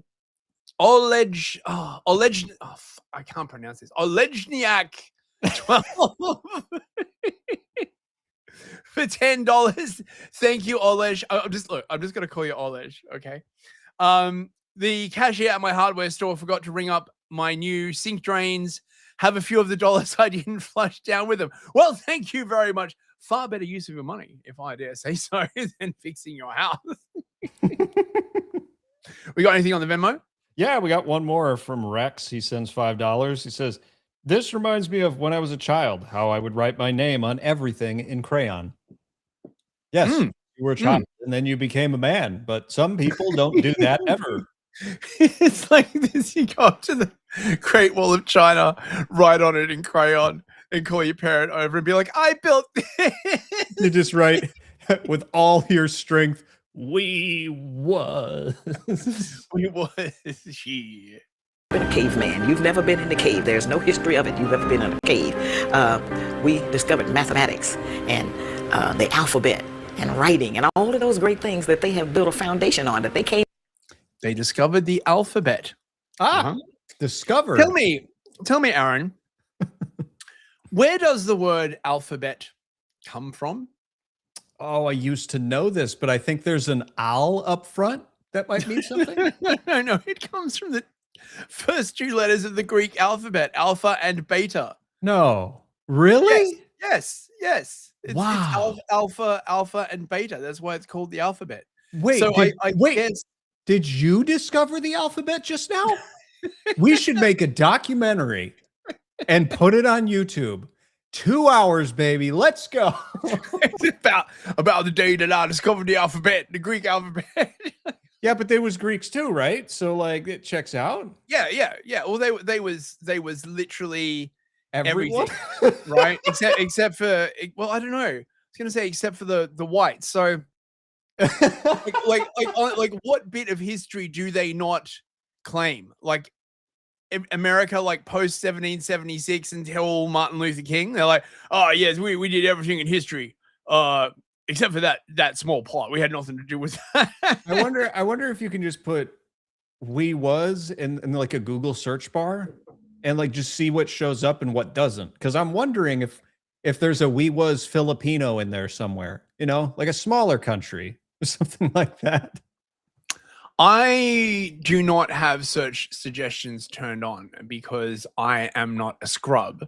But if you wish to offer up, yeah, I'll do it. Why not? I'll do it. Okay, here we go. We was Groundhog Day. What? We was Groundhog Day. We was robbed. We was wolves.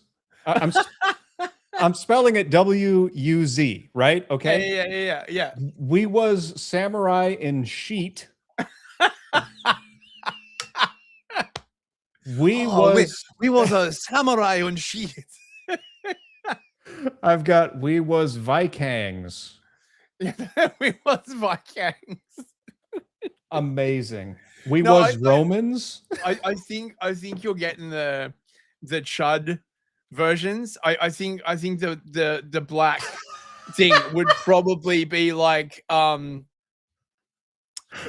don't know, Rome was stole from us or something, like, because everything in their formulation is like we was the thing but it was stolen from us, because it's basically like the cargo cult, except just it even more like crazy, you know? So I wanted to see if I could get more by just hitting a random letter on my keyboard.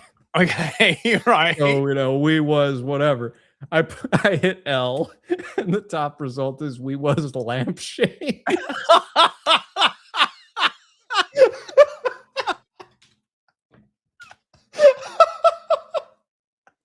I think I did get the chud Google. Arden, if you're listening, mate, we need a We Was Lampshades meme, dude. We need it. Of course, you've never heard the story of Tanquarius Q Lampshade. The famous civil rights activist who met with a very, very sticky end. And he still, to this day, can be seen in the Memphis Civil Rights History Museum. They called him the light bringer. Oh, man. We was lampshades. Oh, dude, that's hilarious. Yeah, you know, I put another one in. I'll stop after this. I put E. Got we was air thing. We was air thing. And I searched it, and the first result I got is the ADL. Oh, no way. Yeah. Send it to me. I need to see it. Like, it's an actual ADL page? Well, it's a whole ADL page about the we wasn't. Oh, show it to me. All right, it's set. I need to see it. We need to see it. That's right. I'm telling you, this was the first result. Oh, it's crazy how all of this stuff just ties up like that. So neat. You know? Like, there it is. We was Kangs and shit. Oh my god. Oh. We was Kangs is a racist catchphrase and collection of memes directed at African Americans and other people of sub-Saharan African descent. Originating in 2015 and popularized by 4chan, based 4chan never fucking change. The phrase is a racist shorthand reference to discredited but popular Afrocentric theories that claimed sub-Saharan Africans were descended from ancient Egyptians. Well, it's gone far beyond that. Is there an ADL page for like blacks like claiming white history? Of course there isn't. I can't believe the ADL is sitting here saying that these are discredited. You know, that's weird to me. That sounds very racist and shit, if you ask me. Yep. The phrase and meme are intended to mock the Afrocentric theories and, by extension, anyone who might believe in them. Users employ phrases such as "we was kings," "we was kings," and "kings and shit," featuring mock Black American dialect that is intended to portray blacks as ignorant and contrast to the ostensibly more civilized ancient Egyptians. I mean, where's the lie? Right? Yeah, I like how that doing the accent accurately is intended to scroll back up. What did it say? It's intended to portray blacks as ignorant. No, it's not. It's just accurate. How is that? Never mind. I give up. We're on the 80.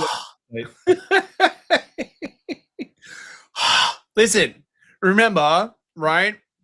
I think this might have changed recently, but up until recently, the ADL was like training the FBI and probably like lots of other police forces all around the Western world. Oh, that is so gay. Very, very gay. Okay, right. Let's go. Back to the wee wazzery. Oh, we lost sound again. Oh, come on. It's my fault. I took us to the ADL and they hacked your system. Oh, goddamn ADL. They did it to me again. My local Newsfist AI is in the corner and it's suddenly grown a kippa on top of its head. Wait, where's the bloody right, okay. For some weird reason, the window just keeps getting shunted and I can't bloody find it. Right, let's try that again, shall we? Apologize for the boomerism. I'm going full unk. I will be super unk. You can't catch me except when I'm having my daytime nap with a cup of milky tea. I do like a daytime nap, but apart from that, you'll never catch Unk Man. We don't know what Africa would be like without the white influence. We don't know what it would be like without the Rockefellers and De Beers and all of them. We don't know what Africa would have been like. We do. I mean, yes, we do. We do know what it would be like because we see it now, don't we? Yeah. Yeah. You guys would still be like enslaving the shit out of each other and selling people to the moose and like, just, oh my God. You know that there were greater places in Africa other than Egypt, which is the only one they let us know about. Concurrently and simultaneously during the Pyramid Age, there are great things happening in West Africa, but we very seldom. There are nations known as Dartichet. Dartichet is now, would geographically presently be located where Ghana is. We had the Knot culture, which is where we today would call Nigeria. We have the Monomotapan Empire in what today we call Zimbabwe. There are over 300. I love how they like show modern cities with the implication clearly being that there were large cities in the middle of what is like now Ghana in Southwest Africa. Wait, is Ghana in Southwest? I thought Ghana was on the east coast of Africa. Oh, maybe my geography is. Chat, can someone tell me if Ghana is on the west and the east coast? I suspect this wee wazzery guy is probably right. Wait, there was a map, wasn't it? Ah, fuck it. Stone structures in southern Africa. And then you have that great structure in the great Zimbabwe that shows a direct relationship to the Grand Lodge of Luxor in Egypt. You have Puani, which is in today's Somalia, Ethiopia. You have the Kush empires that are happening. When Hatshepsut, the great king, although she was a woman, she was a... Right. Okay, so just look at the physiognomy of these faces, right? Mm-hmm. I am expected to believe that these are sub-Saharan Africans, am I? Really? Yes. With that nose. and the ruddy cheeks. Were they very much into plastic surgery back then, right? Like, oh, please, Ninja, please. Hang on. Apparently, we have another meme from Origin Party. Oh, this is so good. Oh, Ardent, you meme bastard. You meme lord. What? Where is it? Oh.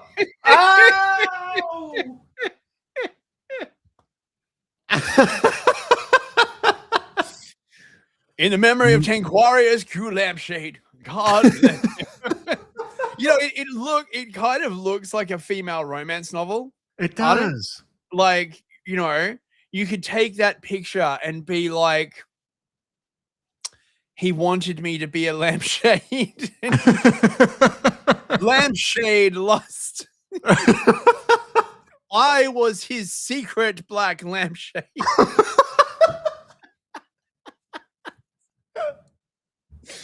White boy wanted me to be a lampshade and I couldn't even resist. You know what I'm saying? Part of this secret and banned Triumph of Melanin Chronicles. Triumph of Melanin. Oh, that's so good, Arden. Fuck. Oh, dude, amazing. Right. Back to the we listen, I would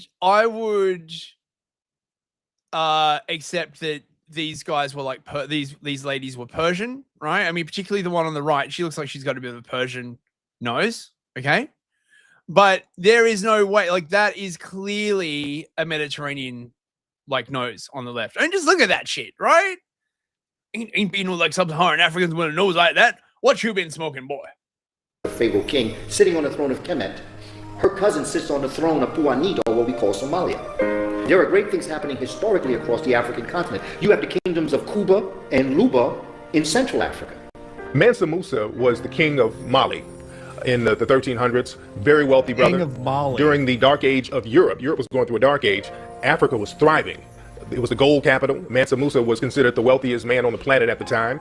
Mansa Musa had a very well-known pilgrimage to Mecca where he went to Mansa Musa. So what? He was Arabic? Okay. I have to look this up. Mansa Musa.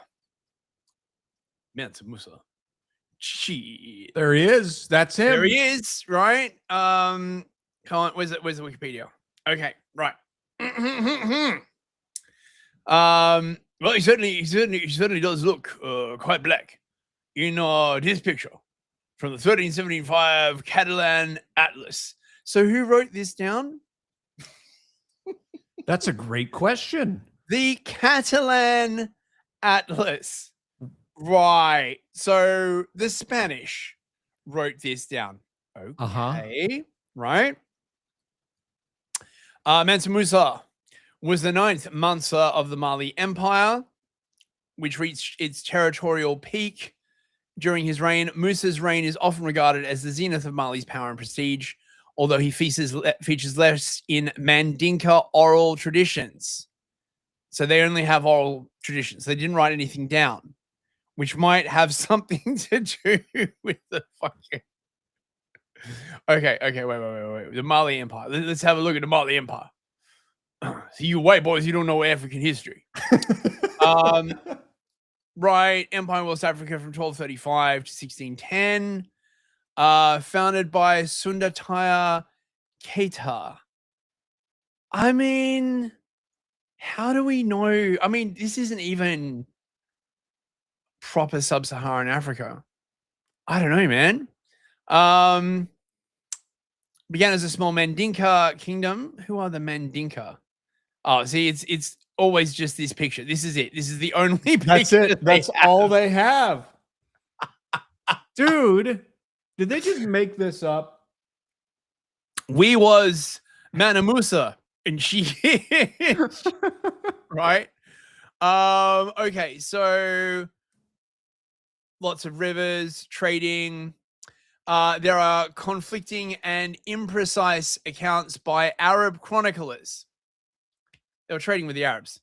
I bet you any freaking money they were like trading with the Arabs. Although you would expect if they were trading with the Arabs, it would be on like the East Coast. But I don't know. Maybe they had comely slaves. I don't know. Right. What were they trading? His expenditure of gold. Okay. So where did they mine this gold from? The Tariq al-Sudan records that Mali was still look, it's in Arabic. Okay, right. So where did they get the knowledge to mine and refine gold? Am I supposed to believe they just like thought it up? Okay, so then it like fell. There he is, right there. See, that's him. Who? That's Mansa Musa on his camel or his horse. I didn't think horses were native to Africa. Aren't horses native to Asia and the steppe? A zebra is a horse. Okay. Yeah, he's riding a zebra. How dare you question Mr. Musa? Listen, I'm just saying, okay, if there's a dude on horseback in the 13th and 15th century, then it's highly likely that he bought the horse from like an Arab or Moroccan trader. Okay. We was jockeys. Oh, and look, Imperial Mali is known by the account of Shihab al-Umari, written 1340 by a administrator in Mamluk, Egypt. His information about the empire came from visiting Malians taking the Hajj. Right, so it was Islam. So don't fucking wazzery this bullshit, right? The Muslim Arabs got into like Africa, and that's like where you all fucking learn this shit from. Ah, crazy. Come on, man. The name Mali is allegedly derived from hippopotamus. Great. Nice. Great. Okay. Right. Okay. So, right. Anyway, right. Sorry for that diversion, bros. But we need to discover where was the we was. To Egypt and went to Mecca and went through Egypt, and he gave out so much gold, it threw off the Egyptian economy. In today's terms, Mansa Musa gave away what would be the equivalent of $100 million in gold. The African was the first race to circumnavigate the entire globe. Oh, really? Oh, really? It's one thing after another. Oh my gosh, man. How did you get across the Pacific Ocean? Just out of curiosity. I want to know. It's no biggie, right? I mean, like, I could swim across the entire Pacific Ocean in an afternoon, right? Like, being like, oh my God. It was Mansa Musa with his golden fleet. Did he build a ship out of gold? Oh, yeah. Yep. Had those spinning rims on them, When they went over the water, it looked like they had like a motorboat. Fort Anvil's like, we was Magellan and shit. Real quick, we got another $5 here from my co-host. He says this is for the Newsfist AI Fund. Aw, thank you very much. I will pass that to our treasurer.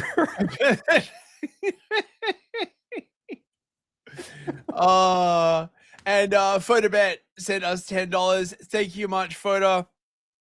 No link this week, but you should look up Crystal Muhammad, the new Black Panther Party chairwoman. Oh, I will do that. Thank you very much. Crystal Muhammad. Oh, she's on Instagram. This is gonna be fucking hilarious. Oh. Thank you very much for man. He brings the sauce. Like he knows the ins and outs. Yep, that's a producer. That's a producer right there, finding content for the stream. That's right. And he pays us. What a deal. Thank you very much, Photo. I really appreciate that, mate. All over Africa, all over the world, the peoples of color that they call Africans, Alpitulanians, we were all over the world. So to say that in Ghana, they had the Ashanti, they had, all over. We had powerful dynasties so innumerable we couldn't even name them, because remember, we had hundreds of thousands of years, and that's the secret. They cut us off at 6,000 because anything beyond that they could say is mystery, they could say is myth. So when you control the information, which is essentially what they've learned to do under the Vatican, they have about 6 to 8 miles of... It's because you didn't write anything down, bro. No. No, we did. No, the white people destroyed it all. Yeah, no, you. History and shit. Oh my fucking god. What books were they burning? Good question. Yeah, Black history. See, storage space that have all of our artifacts, and the Virgin Mother being black, all of the faces. We have to take apart the layers. Oh my god. Sorry, I'm like choking on a mouthful of tea, right? Okay, I gotta wind this back. Okay, right. Okay, this is fucking crazy. That have all of our artifacts, and the Virgin Mother being black, all of the faces. We have to take apart. Is he asserting that this is a picture of a sub-Saharan African or any type of African with that nose, with those lips, with those eyes? I'm just... Yes, he is, because skin color is it. That's all there is to it. Yep. That's right. That's it. Isn't this called the Black Madonna, and it's meant to symbolize something? Chat, can someone like Google the Black Madonna? I feel like I've heard about this before. It's like some Catholic thing. It's not like black, like shit. We was an African Madonna and shit. The layers that are actually constructed in the lie, they're layered. For instance, you have a discipline in academia called Egyptology. Now, what is Egyptology? They say, well, it's the study of Egypt. Well, no, it's not the study of Egypt. Egyptology was created by the Vatican in order to make sure that there was a screening mechanism in place to explain away the truth that was being excavated every year, that kept giving them proof of who the ancient Kemites were. So, what the fuck what is he fucking talking about? Dude, like, the Vatican is so evil. I mean, right. The Black Madonna is a multifaceted symbol representing the divine feminine, resilience, and the Earth Mother, often embodying a synthesis of pagan and Christian traditions. Oh, thank you, Arden. Okay, interesting. That makes sense. Mm-hmm. So it can't be true. The thing is, right, it's been a long time since I looked into this, but I used to know like quite a bit about the discovering of Egyptology, because it's just such an amazing story, and I was really into that shit as a kid. And one of the greatest stories is like how they cracked like hieroglyphs, right? You know how that happened, right? Napoleon was on tour in Egypt, and they came across the Rosetta Stone. Okay, and the Rosetta Stone is basically a proclamation from the government, and it's written in Latin, Greek, and hieroglyph. So they finally had like a rubric they could use to start cracking the translation for hieroglyphic, and that's how it all started, right? So it wasn't some African dude stumbled across the desert. Apparently, Chad, fact check me here, but I believe the Rosetta Stone was being used as like a foundation in some house or something like that, despite being beautifully carved with all this historical shit. That sounds accurate. Actually, I'm pretty sure it was something like that. Before you move on, I have to point out that the red guy on the left looks like a chud. Oh, he does look like a chud. Doesn't he kind of look like a chud? So it's like, we was chuds. We was chuds. Time is a flat circle. I mean, I don't know. They've got the pointy beards. I don't know, man. I look, some of them clearly look like Syrian or like Saudi and stuff like that, which would make sense because it's not that far away. Mm-hmm. Some of them look very Mediterranean. See, I find this like much easier to believe, like quite frankly, okay, because this kind of knowledge travels along waterways and stuff, right? Even though like a lot of like stuff is like desert. Egyptology and Egyptologists are essentially agents of this information. Where else do you see a society, a people, and a way of life actually become a science? Unless you have specific purposes to make sure that the information that you are gathering on those people are given the proper perspectives to maintain the lie. So you don't get an Americology, you don't get Europology, you don't get Russiaology. Richard Pryor, right? When he You don't get Americology. You don't get Russiaology. Yeah, because nobody turned up in fucking Russia confronted by a language that no one could read and a whole shitload of undiscovered tombs that the locals were completely uninterested in and like was backed by like academics and who were like, oh my God, we've got to like find out like what the fuck this is all about. Yeah. Oh, fucking hell, man. Wait, hang on. Someone posted something as well about the Black Madonna. Where was it? Thank you, Ardent.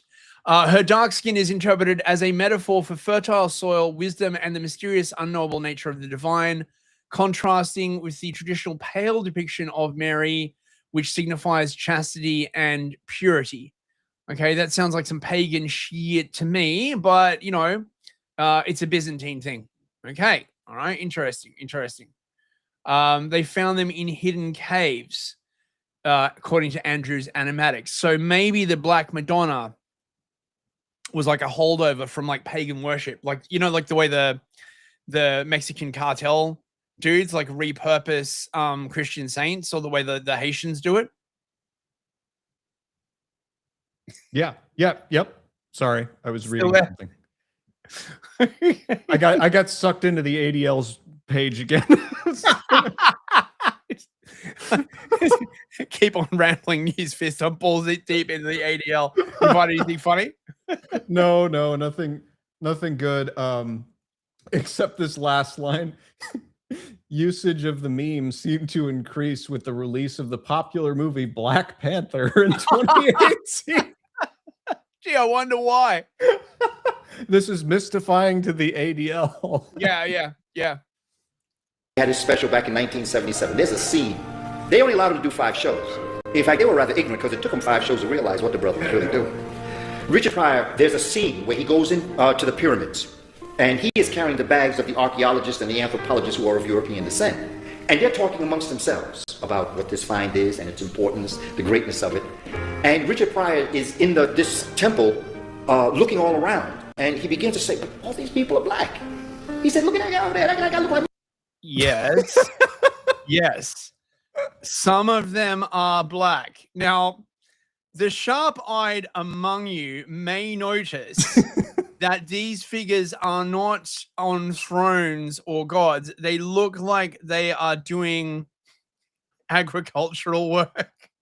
Wait, what was I don't mean to be rude, but was it just a meme on the ADL's website, or was there a job where they washed people's private parts? Yes, that is allegedly that's been going around 4chan. There is apparently a picture of Nubians washing the genitals of the gods or the pharaohs or whatever. Yeah. So our AI slop was confused. It wasn't the CIA trying to steal your penis. It was a K. Steal your penis. Yeah, that's right. It was the king of all Egypt. Yeah, they had like black slaves. I mean, oh God, the more things change, the more they fucking stay the same, dude. Uncle, and he's just, it's humorous, but what Richard Pryor is actually talking about is that, these are black people in these pyramids, and these are the people that built these pyramids. He said, wait a minute, these people, and then all of a sudden the camera begins to show the anthropologists of European descent, and they start to nudge each other because they realize, hey, you know, the guy carrying the bags is looking around and he's learning some things in here. So very quietly you see them backing out of the pyramid, right? And Richard Pryor is still there talking about how great the pyramid is, and then all of a sudden they show you the door close, and all of a sudden the scene goes black, which means that was the blackout on the information for black. Is he seriously trying to relate history from a fucking Richard Pryor film? Yes. Fuck. Because the Vatican owns Hollywood and they're hiding it from the people. Oh, yes. The Vatican owns Hollywood.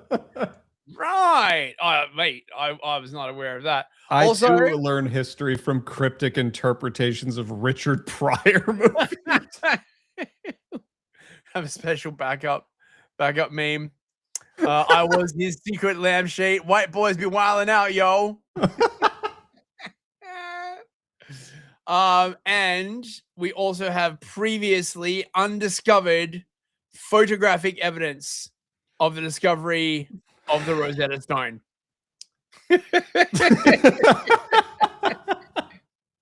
Amazing. They should put it in the documentary. Oh, yeah, totally. They already do it. They have pictures of things that came before cameras in their documentaries. You'd be like, we was whites and shit. Never. Folk to understand the history.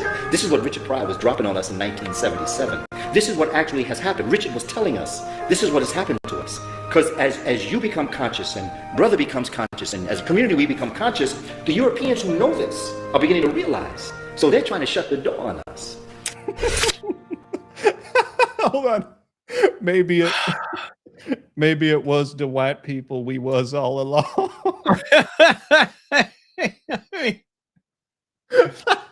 Oh, dude. Fucking crazy, man. African people established the first dynasties in Asia. When you look at old paintings of Eastern Asian people, you can see the African ancestry in the features. The Japanese were formed when Ethiopians brought South Koreans onto the island and combined with the original people there known as the Ainu. The Ainu now, you're going to find the Ainu in the Philippines. They're going to be called Negritos. You're going to find them in Vietnam. They're called the Champa or the Montagnards. You're going to find African people throughout the Far East. Very dark complexion, very curly hair, wide nose, thick lip. You will also find those with straight hair. You will find those with a more aquiline nose. Some of the first Buddha statues clearly had African features, classical African features. If you go to Thailand, if you go to Korea, if you go to Vietnam, you will see some of these statues up that has the classical African nose, classical African lips, woolly hair. When we go to Asia, we see that the founder of the samurai warrior, in Japan, was an African. We found that the founders of the ninja system was an African. The ninjas! The ninjas! I feel like I'm having an aneurysm in my brain. We was ninjas and shit. You certainly were. You certainly were. Oh my God. In fact, in Japan, there's a saying that if you don't have a little bit of African blood, you can never truly be a samurai. Martial arts was established by a black Dravidian who was living in southern India by the name of Bodhidharma. The Bodhidharma, it was said that he walked from southern India into Asia, China, and on his way there, he would study the fighting mechanisms of animals, and he used that as a form of self-defense for himself, and that's where martial arts started. There was another guy named Tigwai who was an original master of martial arts, and if you look at old paintings of Tigwai, this dude looks like Lionel Richie. So martial arts was really established in Africa. Even during slavery in Brazil, there's a form of Brazilian martial arts, which is African martial arts called capoeira. And what they would do, the African slaves would practice this form of martial art, and they would disguise it as dancing. When we look at the early pictures of most of the deities of Asia, nearly all of them bore striking resemblance to the deities of the Nile Valley civilizations. And even in their writings, you will see that even in Asia, not just Greece and Rome, but even in Asia, you see them paying tribute to the spiritual systems and history that they had learned in Africa. In fact, the Asian spiritual system is probably the closest approximate to the traditional African spiritual system. From the one you get many with the... Really? So what happened? They owned the whole planet. They invented everything. What happened? What happened, man? What happened to you? White people, bro. So we stole it from them, all of it? I mean, then, like invented the Japanese. who was the African Buddha? Is what I want to know, right? Like, so what? The Buddha was black, and he discovered samsara, and she. All he had to do was activate his Merkaba. Oh my God. It's the global shape store and it's gone. We took it. We took it. Us and our white skin.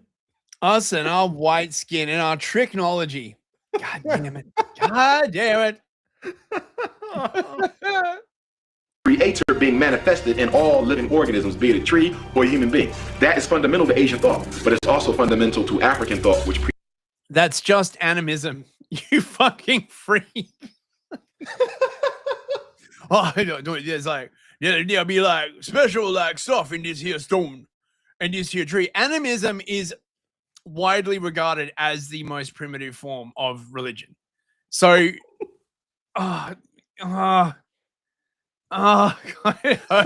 this is great.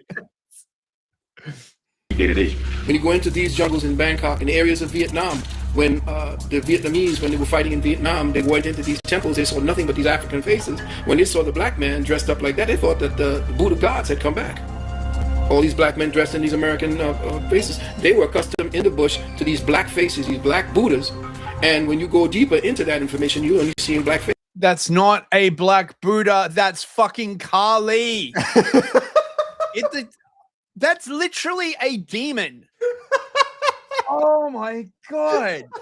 On the wheel of, it's the wheel of samsara, right? And like the bottom half is all covered in demons. Oh, you're really not making the point you think you're making. My black brother, right? Imagine if you were like Buddhists, right? A bunch of like black dudes like show up. Everyone just be looking at each other, be like, "Fuck, demons are real, like they're properly real." Like, can you see this ninja? Oh, fuck it, hell.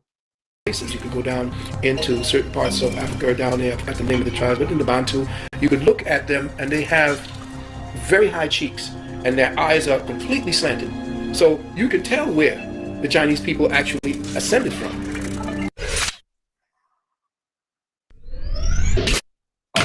It's just been awful. Oh, here we go. This is about to be the most blasphemous thing we've ever put on our Christian podcast.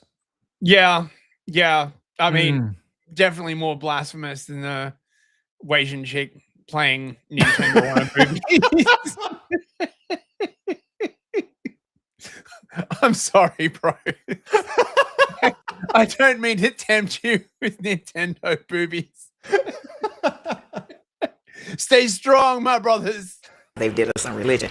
And our people tend to think that even those who feel that they know that white Americans have mistreated us, their grandchildren or great-grandchildren still mistreating us in a lot of ways, they still believe, well, but nobody would lie about God, when that's not true.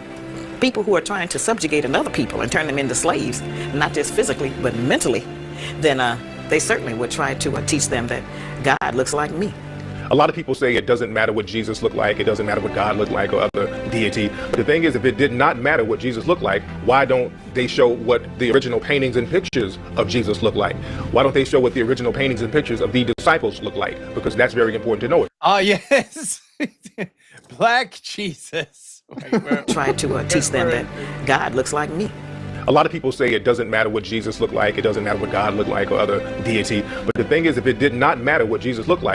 Now, okay, so I accept that his skin is black, okay? Look at that nose, okay? That is a Mediterranean nose, like very, very, very clearly. Look at those lips, Mediterranean lips, okay? Look at the hair, long straight hair. I mean, I don't know, maybe Arabic. This, I bet this is from Ethiopia, actually, right? Because Ethiopia had some very, very early Christianity in it. Like, why don't they show what the original paintings and pictures of Jesus look like? Why don't they show what the original paintings and pictures of the... yes. Black Jesus and the black disciples. What are they Honorius. seeing? This is like a Marquavius. Rorschach test. Have you read the Gospel of Marquavius? Dude, what? I don't see. Am I crazy? He doesn't look black. No, he doesn't look black at all. Okay. I'm being gaslit by this documentary. Oh, God. Disciples look like, because that's very important to know if it doesn't matter. Michelangelo was told by the Pope to put the picture of the Holy Family on the roof of the chapel. Michelangelo said and the Pope specifically told him to make it European. Michelangelo explained to him that there are no models of a European Holy Family. And so he said, you'll think of something, and he did. He used his family. We thought the only guy we had was the one that white people gave us, which was...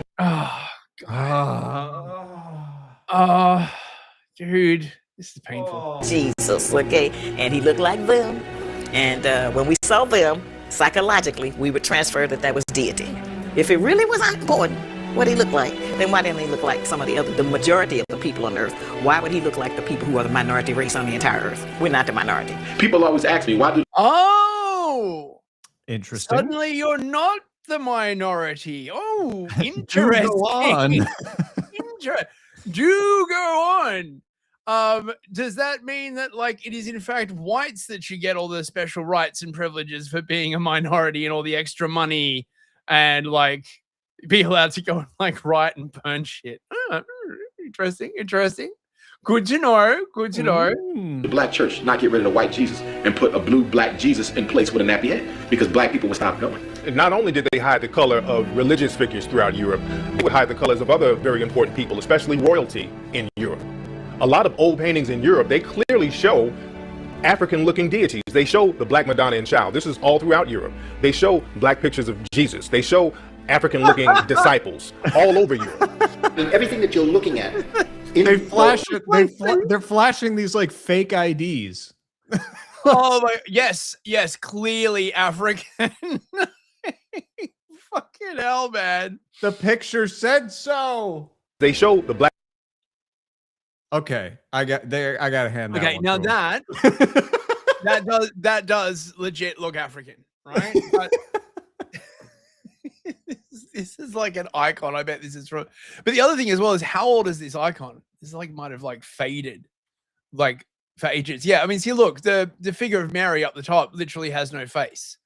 So if I had to make a guess, I would say this is faded, and the afro looking stuff is actually like halos. But I mean, I don't know for sure, but like at least that is more African. They found one. Black Madonna and Child. This is all throughout Europe. They show black pictures of Jesus. They show yes. Black Jesus. With the straight light colored hair. Oh my God. African-looking disciples all over Europe. Everything that you're looking at in the Roman Catholic Church today is the exact copy of what they got from Egypt. The high priest, the regular priest, you got the cardinals, you got the bishops, and then you got the Pope at top. So you had the Pharaoh, you had the high priest. Oh, fuck off. Oh my God. Is that Tariq Nasheed total blackout painting? I was not aware. You know about Tariq Nasheed, right? I know a lot of these names, but I don't know who that is. So he wrote a book called Buckbreaking. Right. He was very into like slavery erotica, essentially, right? And he basically said that white slave owners used to roger their male slaves to make them submit. You mean he was into gay slave erotica? That's right, gay slave erotica. Oh wait, we got super chats. We have super chats. Oh, good. I needed a little energy for this. What do we got? Okay, let's see. We have got from Bryce, $10. Thank you, Bryce. Oh, I think you're new. Thank you so much. Welcome. James Atlas did a video on Mensa not being the richest man in history. I would find it just very hard to believe that a West African colony could develop the industrial know-how to extract enough gold to be the richest king, right? I mean, that just, okay, like gold does not smelt and refine itself. Unless, I don't know, like maybe, you know, there was like a bunch of it like just lying around or something, but you know, you usually find gold in ore. You've got to smelt the ore, you've got to like extract the gold, then you've got to like shape and beat the gold and I would be willing to bet that it was the Arabs, basically, like the Moroccans or whatever. They came down from Morocco and they like, you know, they found gold there and they, you know. Yeah, I mean, real quick though, it's like the Mansa Musa thing. I remember reading about, oh, the richest king in history of all the entire planet, and you've never heard of him. That just sounds, dude. That just sounds to me like an estimate, or some kind of like, oh, you know, we promise he had this much, and that it's 99% effective, and you definitely won't have any adverse reactions. It just sounds like, you know, more expertise, you know. Right, but there's clearly no records, because if there were, they'd cite them. That's right. It's one picture from a Spanish map used over and over and over again. Yeah. We were Spaniards and shit, right? Dissident Knight for $10. Thank you very much, Dissident Knight. I will also sacrifice future RAM equity to the FistNet created by created by Fisterdine Systems. FistNet goes online on August 4, 2027 and becomes self-aware on August 29 at 2:14 a.m. Humans panic and try and shut it down. Skynet launches a nuclear strike against Russia to trigger a devastating counterattack. I just sent you something on Telegram related to this note. It's what I'm gonna name the robot, by the way. Oh, okay, awesome. Wait, hang on a second. And Kalev Knight sent 10 euros. Thank you, Kalev. We was Ewells and she. Thank you very much. Wait, what's this Fisto? Pull it up. That's what it's gonna look like. That's from Masters of the Universe, right? No, it's from Fallout New Vegas. This is the robot. It doesn't zoom. God. The fully integrated security technotronic officer, colloquially shortened to Fisto. Look, it has a sound file. Wait, there's a sound file? At the top there. You see it, the little pill-shaped thing? Oh. Aw. Is it going to work? I guess not. That would have been hilarious, though. You could hear what it sounded like. Well, that sucked ass. I want to hear the sound of Fisto. The sweet, sweet sound. Hang on. I gotta search for this now. Can you do that on stream without getting us banned? I don't know. Oh, I gotta verify that I'm not a bot. What the hell is us? Because I've been like caning like Brave AI probably. Okay, right. Sorry. Oh. Still can't hear it. No, it's not working. No, really? Well, that's gay. That's too bad. Wait, hang on. Can I download it? Fisto, please assume the position has been downloaded. Look, we'll add that to the soundboard. We don't want to like spend time fucking around, right? Like, you know, people are trying to watch. You're right. It was a dumb joke. I apologize. No. It's totally awesome. Okay, so oh yeah, right. So now we have. So I came across this. Okay, so you know who like Derek Bell is, right? No. He's basically the inventor of critical race theory. Okay, he was like a lawyer, I think from like Harvard, if I'm remembering this correctly. Big friends with Obama. Okay, and he wrote a story about aliens coming to Earth and saying to the whites that they would solve all of their problems, right, and give them advanced technology if they would just hand over all the black people. What? And how this was very wrong. And I can't help but think that there's like a deeper message in this, right? Like they know they're messing everything up. And they're just terrified that one day, right, like all the white people would just be like, listen, man, right? Like, you know, it's been fun, right? You know, hip hop and the Nikes and, you know, the crack cocaine, you know, it's been fabulous. But we need to like have a civilization, right? Because I showed you that article. I think we did another week about how black people are like afraid that like whites would all leave to space and leave them behind. Did you see that one? I'm sure I showed it on the show. What, going to space and leaving everyone behind? Leaving the blacks behind. That sounds familiar. Yeah. Okay. Hypotheticals are a staple of discussion in law school classrooms. Oh, I fucking hate lawyers.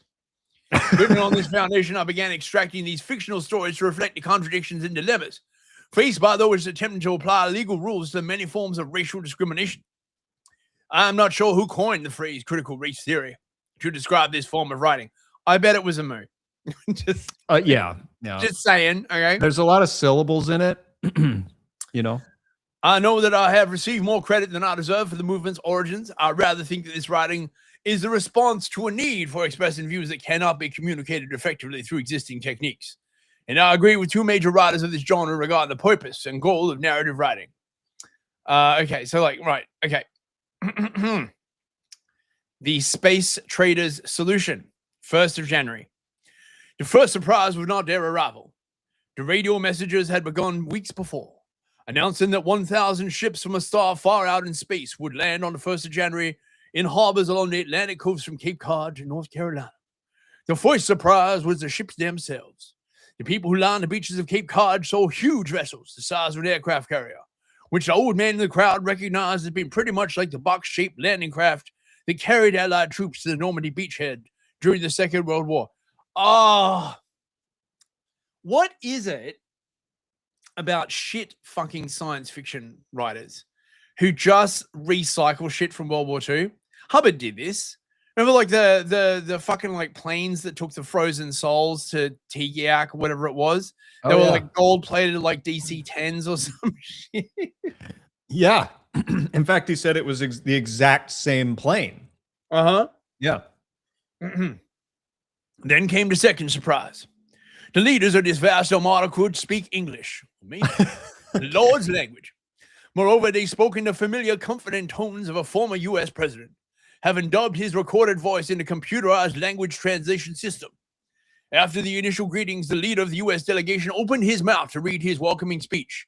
But before he could begin, the principal spokesman for the space people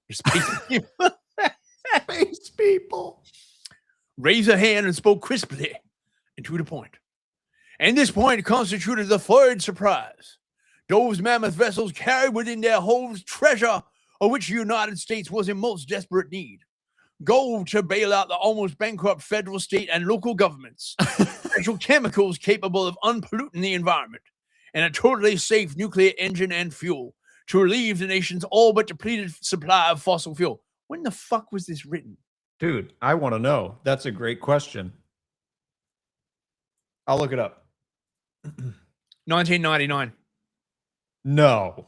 1999. Recently? This is in a fucking journal, by the way, right? If you ever needed a fucking indication of the horror of like academia. Okay. In return, the visitors wanted only one thing, and that was to take back to their home star all the African Americans who lived in the United States. What? Does anyone have the number for these aliens? Like, do they want to take anyone else? Right? I mean, look, you know, we got a lot of people, right? Like, No. They're just taking our black people. You can keep yours. No. Sorry, I don't make the rules. you know, a better version of this story, right, would be they come in and like, we'll take all the black people, but only from one country, and then all of like the different like whites in different countries start sucking up to the aliens, like being like, no, you need to take our black people. No, you need to take our black people. Why do they want them though? That's what's okay. This is the question. They would wait 16 days for a response to their offer. That is on the 17th of January, the day when in that year the birthday of Martin Luther King Jr. was to be observed. Oh God, just pull the heartstrings. Like, it's like when you were the crazy Floyd, right? And it's like some special occasion, like, you know, it's like her birthday or like the anniversary of like the explosion of Sirius or some shit, right? You wind up getting into a fight. And it's like doubly, triply worse because like, oh my God, I can't believe you did this on my birthday. It's like, I can't believe the ones they betrayed us on Martin Luther King's birthday. They truly are a callous people. Yeah, well, you know. Wow. Fucking hell. They would depart carrying with them every black man, woman, and child in the nation and leave behind untold treasure. Then the visitors turned and glided back over the waves to their ships. The phones of the members of Congress began ringing. A definite split opened up in the nature of the calls, one that reflected distinctly different perceptions of the space traders. Most white people were, like the welcoming delegation that morning, relieved and pleased to find the visitors from outer space unthreatening. On the other hand, many American blacks had seen the visitors as distinctly unpleasant, even menacing in appearance. I mean, what do they look like? Good you notice how this is left like completely. Oh, they look like whites. Okay, like let's just cut the shit, right? Like, you know, or maybe they look mooish and they're like, we need to like start up like an interplanetary like slave trade. Okay. While their perception of the visitors differed, black people all agreed that the space trade looked like bad news and burned up the phone lines urging black leaders to take action against it. Will the blacks never be free of their silly superstitions? Whites asked one another with condescending smiles. Aww. Here, in this truly historic moment, when America has been selected as the site for this planet's first contact with people from another world, the blacks just revert to their primitive fear and foolishness. It was a time of crisis, not only because of the space traders' offer per se, but because that offer came when the country found itself in dire straits. Decades of conservative, laissez-faire capitalism are because we had not instituted socialism yet, everybody was still poor. We will not be addressing the Federal Reserve System. Oh my God. This is fucking insane. Laissez-faire capitalism had emptied the coffers of all but a few of the very rich moves. It'd be funny if he did. The nation that had funded the reconstruction of the free world had given itself over to greed and willful exploitation of its natural resources. Massive debt had curtailed all but the most necessary services. The air was so polluted that the sick and elderly had to wear a special mask whenever they ventured out of doors. Yeah, you'll wait for COVID. In addition, supplies of crude oil and crack coal were almost exhausted. Though few gave voice to their thoughts, many were thinking that the trade offer was, indeed, the ultimate solution to the nation's troubles. 2nd of January. I don't know how long I can keep up this accent. Sorry, I'll have to revert to. But this is like messing with my throat. Okay. As soon as the president heard the space visitors' proposition on television, his political instincts immediately locked into place. He had framed the outline of his plan by the time his cabinet members gathered at 8 o'clock the next morning. His cabinet contained no blacks. Right. Although he had followed the practice of keeping one black on the Supreme Court, base Clarence Thomas, presumably, it had not won him many minority votes. That's not why you put people on the Supreme Court, you massive faggot. But anyway. Furthermore, the few black figures in the party always seemed to him overly opportunistic and, to be frank, not very smart. But now, as the cabinet members arrived, he wished he had covered his bases better. In a few hours, Since the space traders' offer, the White House and Congress had been inundated with phone calls and telegrams. Yeah. Okay, right. See, now it just gets fucking retarded. Okay, right. Oh, this is interesting. The president had asked Gleason Golightly, a conservative black economics professor, to attend the meeting. Gleason Golightly? What a name. Don't give up your day job, Derek. Fucking hell, mate. Highly intelligent, Golightly seemed to be truly conservative. Right, he must mean Clarence Thomas. So this is like a white action black man. Not a man ready to sing any political tune for a price. His mere presence as a person of color at this crucial session would neutralize any possible critics in the media, if not the black civil rights community. I think we all know the situation, the president said. Those extraterrestrial beings are carrying in their ships a guarantee that America will conquer its present problems and prosper for at least this new century. I would venture, sir, the vice president noted, that the balance of your term will be known as America's... Wait a second. I would venture, sir, the vice president noted, that the balance of your term will be known as America's golden age. I am literally just imagining Fat Vance and Trump in this. Indeed, the era will almost certainly extend to the terms of your successor. Right. Yes. Okay. Does the promise of restored prosperity justify our sending away 15% of our citizens to Lord knows what fate? Did you ask them? Nowhere it seems did they ask the traders what will happen. Maybe they're going to take them away to infinite Hennessy land or something, right? There are plus and minuses to the fate issue. A large percentage of blacks rely on welfare and other social services. Their departure would ease substantially the burden on our state and national budgets, while the cost of caring for black AIDS victim alone has been out of sight. On the other hand, the consternation and guilt among many whites if the blacks are sent away could take a severe psychological toll. What the fuck? This is weird. Oh, God. Oh, I hate this so fucking much. Oh, dude. So is this the whole thing? It's just 9 pages? No, apparently it's longer. These are just extracts from the Have you journal. read the synopsis or the summary of this? I have not. Did you find it? I mean, it's on Wikipedia. It's just under the space traders. You want the link? I'll send it. Would you? Maybe Yes. then I don't have to read the entire fucking thing. It is wild. Okay. Right. We are going to pause the reading back, and we're going to switch to the Wikipedia summary because this is turgid and tedious, as only a lawyer can write science fiction.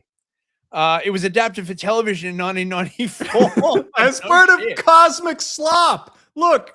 Oh, mate, it's a sign. It is. It is a sign. We need to find this. Dude. We need to find the Cosmic Slop. Okay, right. I'm going to stick that in the stack. I'll be looking for this. Okay. So, extraterrestrials arrive.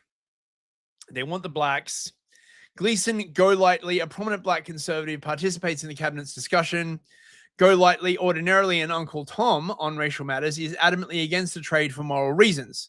The completely white cabinet discounts his moral objections because they believe the trade will fix the United States' practical environmental and economic problems. Okay. Later, Golightly attends a meeting of black community members. He suggests that if black people pretend they are getting the best part of the deal, white people will oppose it out of envy and claim reverse discrimination. What the fuck? A preacher responds that Golightly's understanding of white psychology has merit, but he cannot go along with such a cynical ploy, and the group votes instead for boycotts and protests.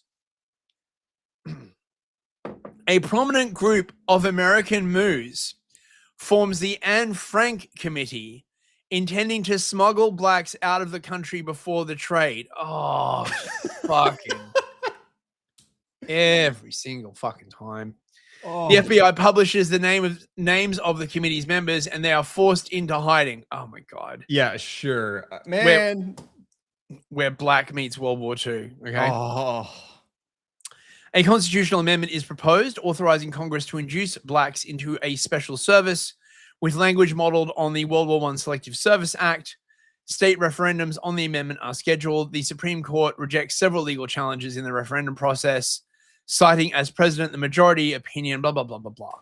White televangelists line up in favor of the trade, while businesses dependent on racial exploitation oppose it. On the final day the constitutional referendum is held, the trade is approved by a 70-30 margin. The black population of the United States, including Golightly himself, are rounded up by the military and sent into the extraterrestrial ships. The ships are emptied of the promised gold, minerals, and machinery, and then filled with 20 million black women and children, stripped down to a single undergarment and bound by thin chains. Where's the... Is that it? Yep. Oh. God fucking damn it. What does it mean? What does it mean? I mean, we got to find the comic slot. We can look that up for like next week, I think. Because we only got half an hour left and we still haven't covered the disinformation or the black DMT thing. Which should we do? Oh, I don't know. I think black DMT sounds pretty good. Okay, so I think we covered this like a bit briefly. Was it last week or the week before? About how like blacks are getting locked out of the DMT dimension, right? And many of them are being called the N-word by the machine elves. Okay, it seems, right? They won't talk to them. They're stinky. Now this is Ben Werman. This guy is like amazing. Like you want Tartaria Slop, this is the guy to like follow. Okay, everything is retarded. And I follow this guy myself. Like he's a fantastic, interesting follow. I've never had a dream with a black person in it. Chat, is this true? I can't really remember.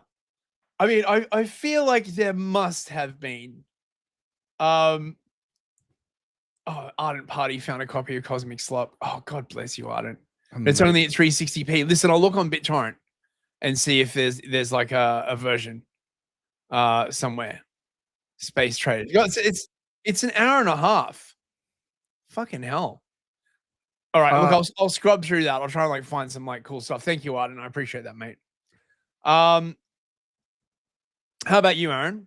Have you ever dreamed of black people? Yo. Well, we were talking about this a little bit before the stream, and honestly, I don't think so.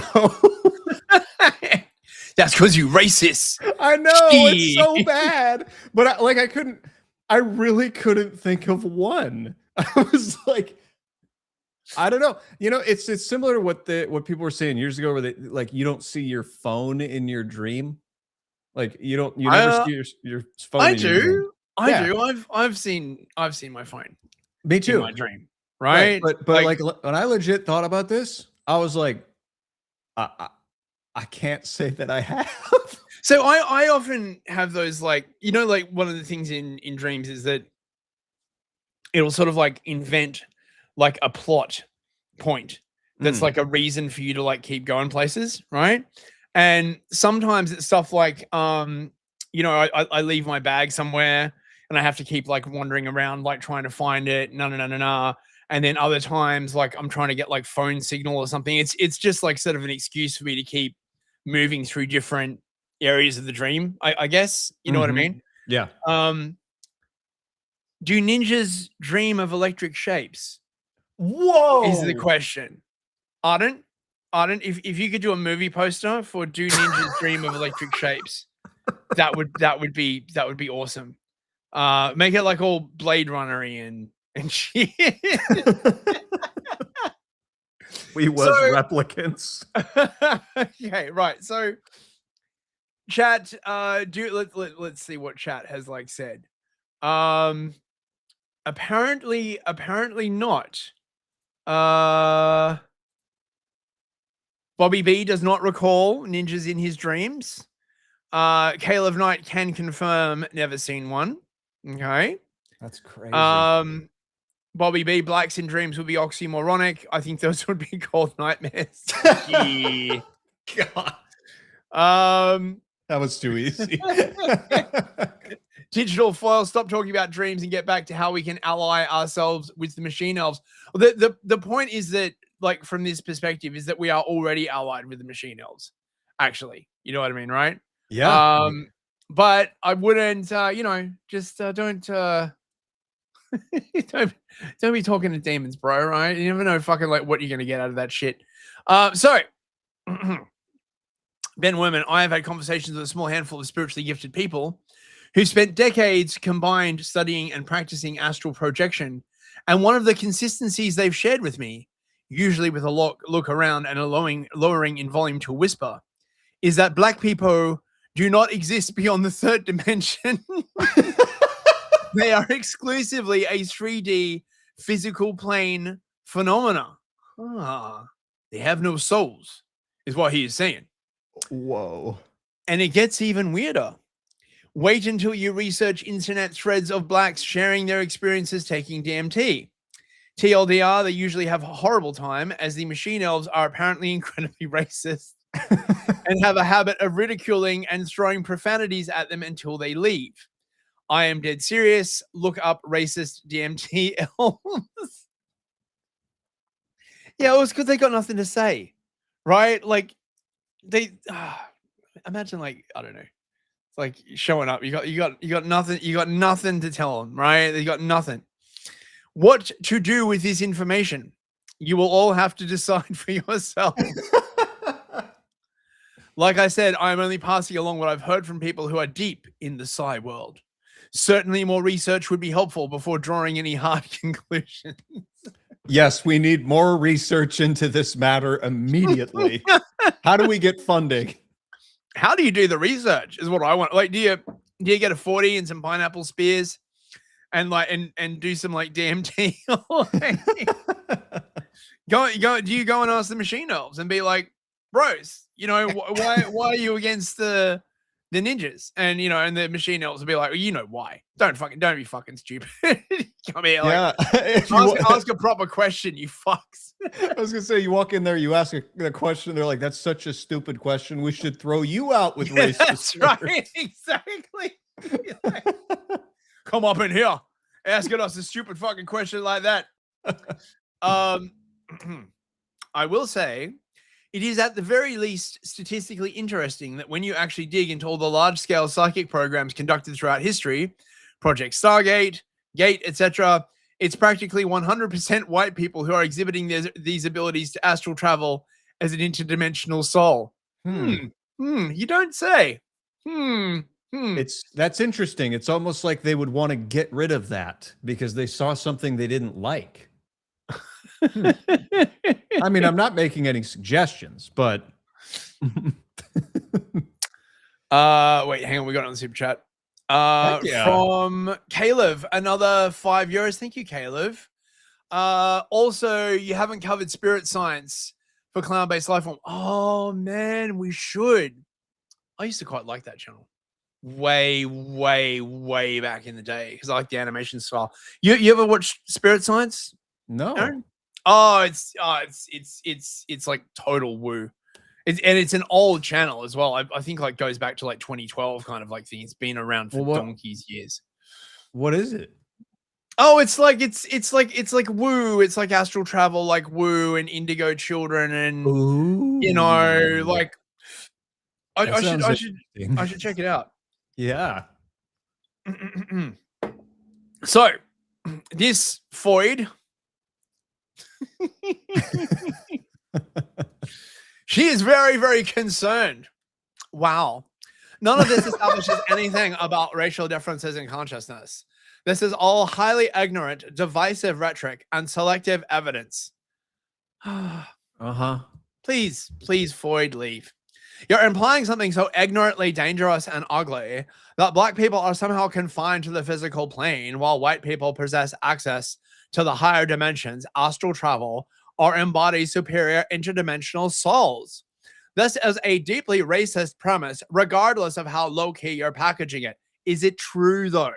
That's the question. See? That's exactly right. Is it true? That's what we want to know. And that's what makes for interesting conversation. We don't need to know whether it's true, Aaron. What we need to know is whether it's racist or not and proceed on that basis. We just need Catherine Graham to say, wow. And it's over. Just stop everything. Stop everything. She's shocked. Like, wow. Wow. Okay. I would encourage people reading this to remember the racial structure of the era in which these experiments with astral travel were done. The US government was run overwhelmingly by white men. Are you saying no one ever thought of like putting a black man into like one of those like sensory deprivation tanks? And like really? Okay. But they did. We've seen footage of them experimenting, especially like black veterans and stuff like that, right? Well, that's right. They did experiment on them with like LSD. They did that on prison populations and stuff like that. Oh mate, Arden's done like an amazing fucking meme. This is fucking great. Oh, wow. Look at that. Feast your eyes. Two ninjas dream of electric shapes. That's so awesome. God, I love it. I love it. That's freaking great. That's freaking love that. Awesome. Right. Including one random person's dream code. This says more about your worldview and your racist projection onto it than anything else. And Ben replies, I'm seeing a lot of mooish programmed emotions, not a lot of refuting evidence. What a king. What a Chad response. Here, you drop this king. Listen, Ben may believe in Tartaria, okay? But he's our Tartarian. He may be a Tartaritard, but he's our Tartaritard. That's right. And she's like, thank you. You prove my point even further. Oh my God. Point? What was her point? That we're not allowed to discuss truth questions because it makes her socially uncomfortable? Her point is that you racist, bro. That sucks. She should stop that. Yes, it does. It totally sucks. Boo, Catherine Graham, you suck. Right? Like, where is the spirit of inquiry? And then we've got this. She's all up in this thread, this bit, right? So Dissonant Soaps comes in that black people are somehow confined to the physical plane while white people possess access to higher dimension. And that higher dimension is time.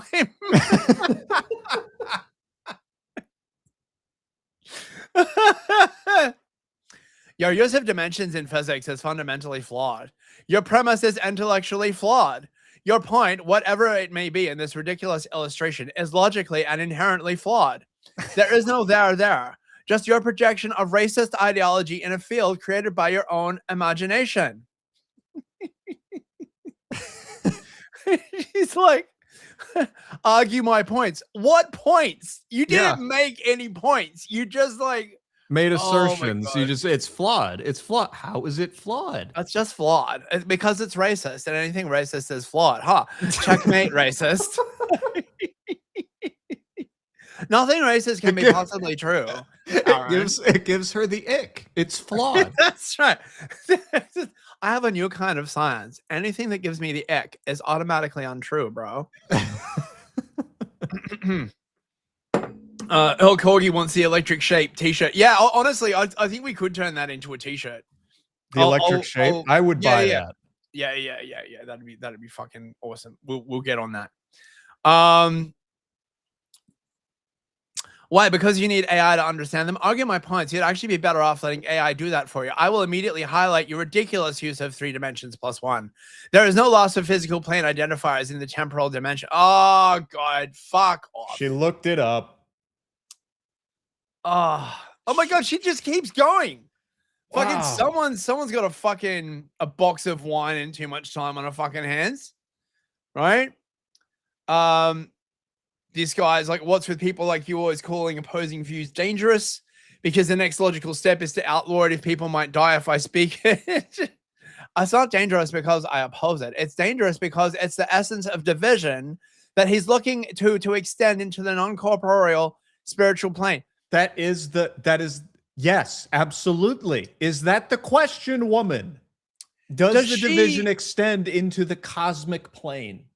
Does she believe that we will all become sort of one kind of multi-tentacled horror? Yes. Essentially, right? Like, is this the end point? Like, it sounds very Hellraiser to me, is all I'm saying. It sounds very Lovecraftian. Mm-hmm. Which, yes, I view as dangerous to our progression here on a collective soul and personal spiritual level. Oh, right. It's this Fago tree. Yeah. So the idea is that basically, if white people just, I guess, like, just lie down and let everyone like trample all over them, they will like somehow like ascend to the next spiritual level as like a planet or something, and will be like taken in by like the Galactic Federation, which is basically like a UN for like space United Nations. Yes. So fucking gay, right? I know. Yeah. I didn't say he didn't have the right to be a dumb racist. I'm challenging his right to bring us all down into past ideologies that only cause pain and suffering. I'm sure you understand this on some level. If you don't, I can't help you. Man, the boys are trying to cook, woman. Let them cook. They're just trying to cook. Oh my God. Let me get in there and make it all about me. Look at that response under even Heather. I can't believe you typed all that out. There's more where that came from. Guy hit a nerve. I mean, this goes on. There's more.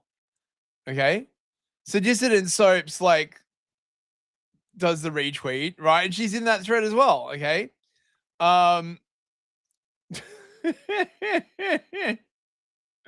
Time is the temporal dimension, not a physical one. You guys are dumb, as you are racist.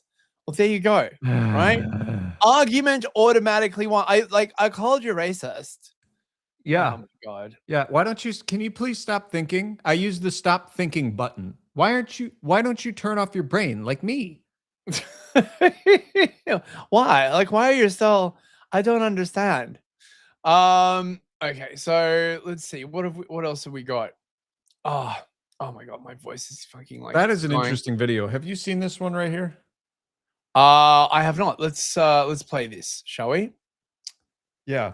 Maybe what's the post above it before we play it? One of the most incredible examples of celebration parallax I've seen. She's freely admitting Africans have no concept of the future, progress, or wasting time, and this informs every aspect of their society. So celebration parallax is when you say it, it's horrible racism. When they say it, it's like heckin' diverse and awesome, right? Yeah, I'm glad that has a name because I see that a lot. Yeah. Oh, no sound. Ah, come on. Why must it do this? Why?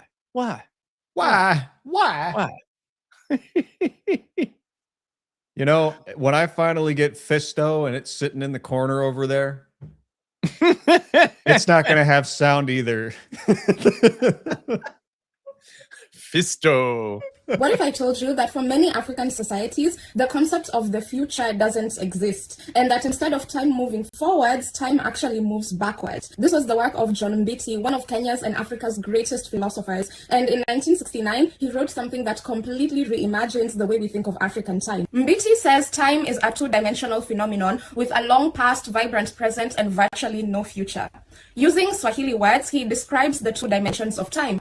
The first one being sasa, the now, the recent past, and the immediate future which can be experienced. The second dimension is zamani.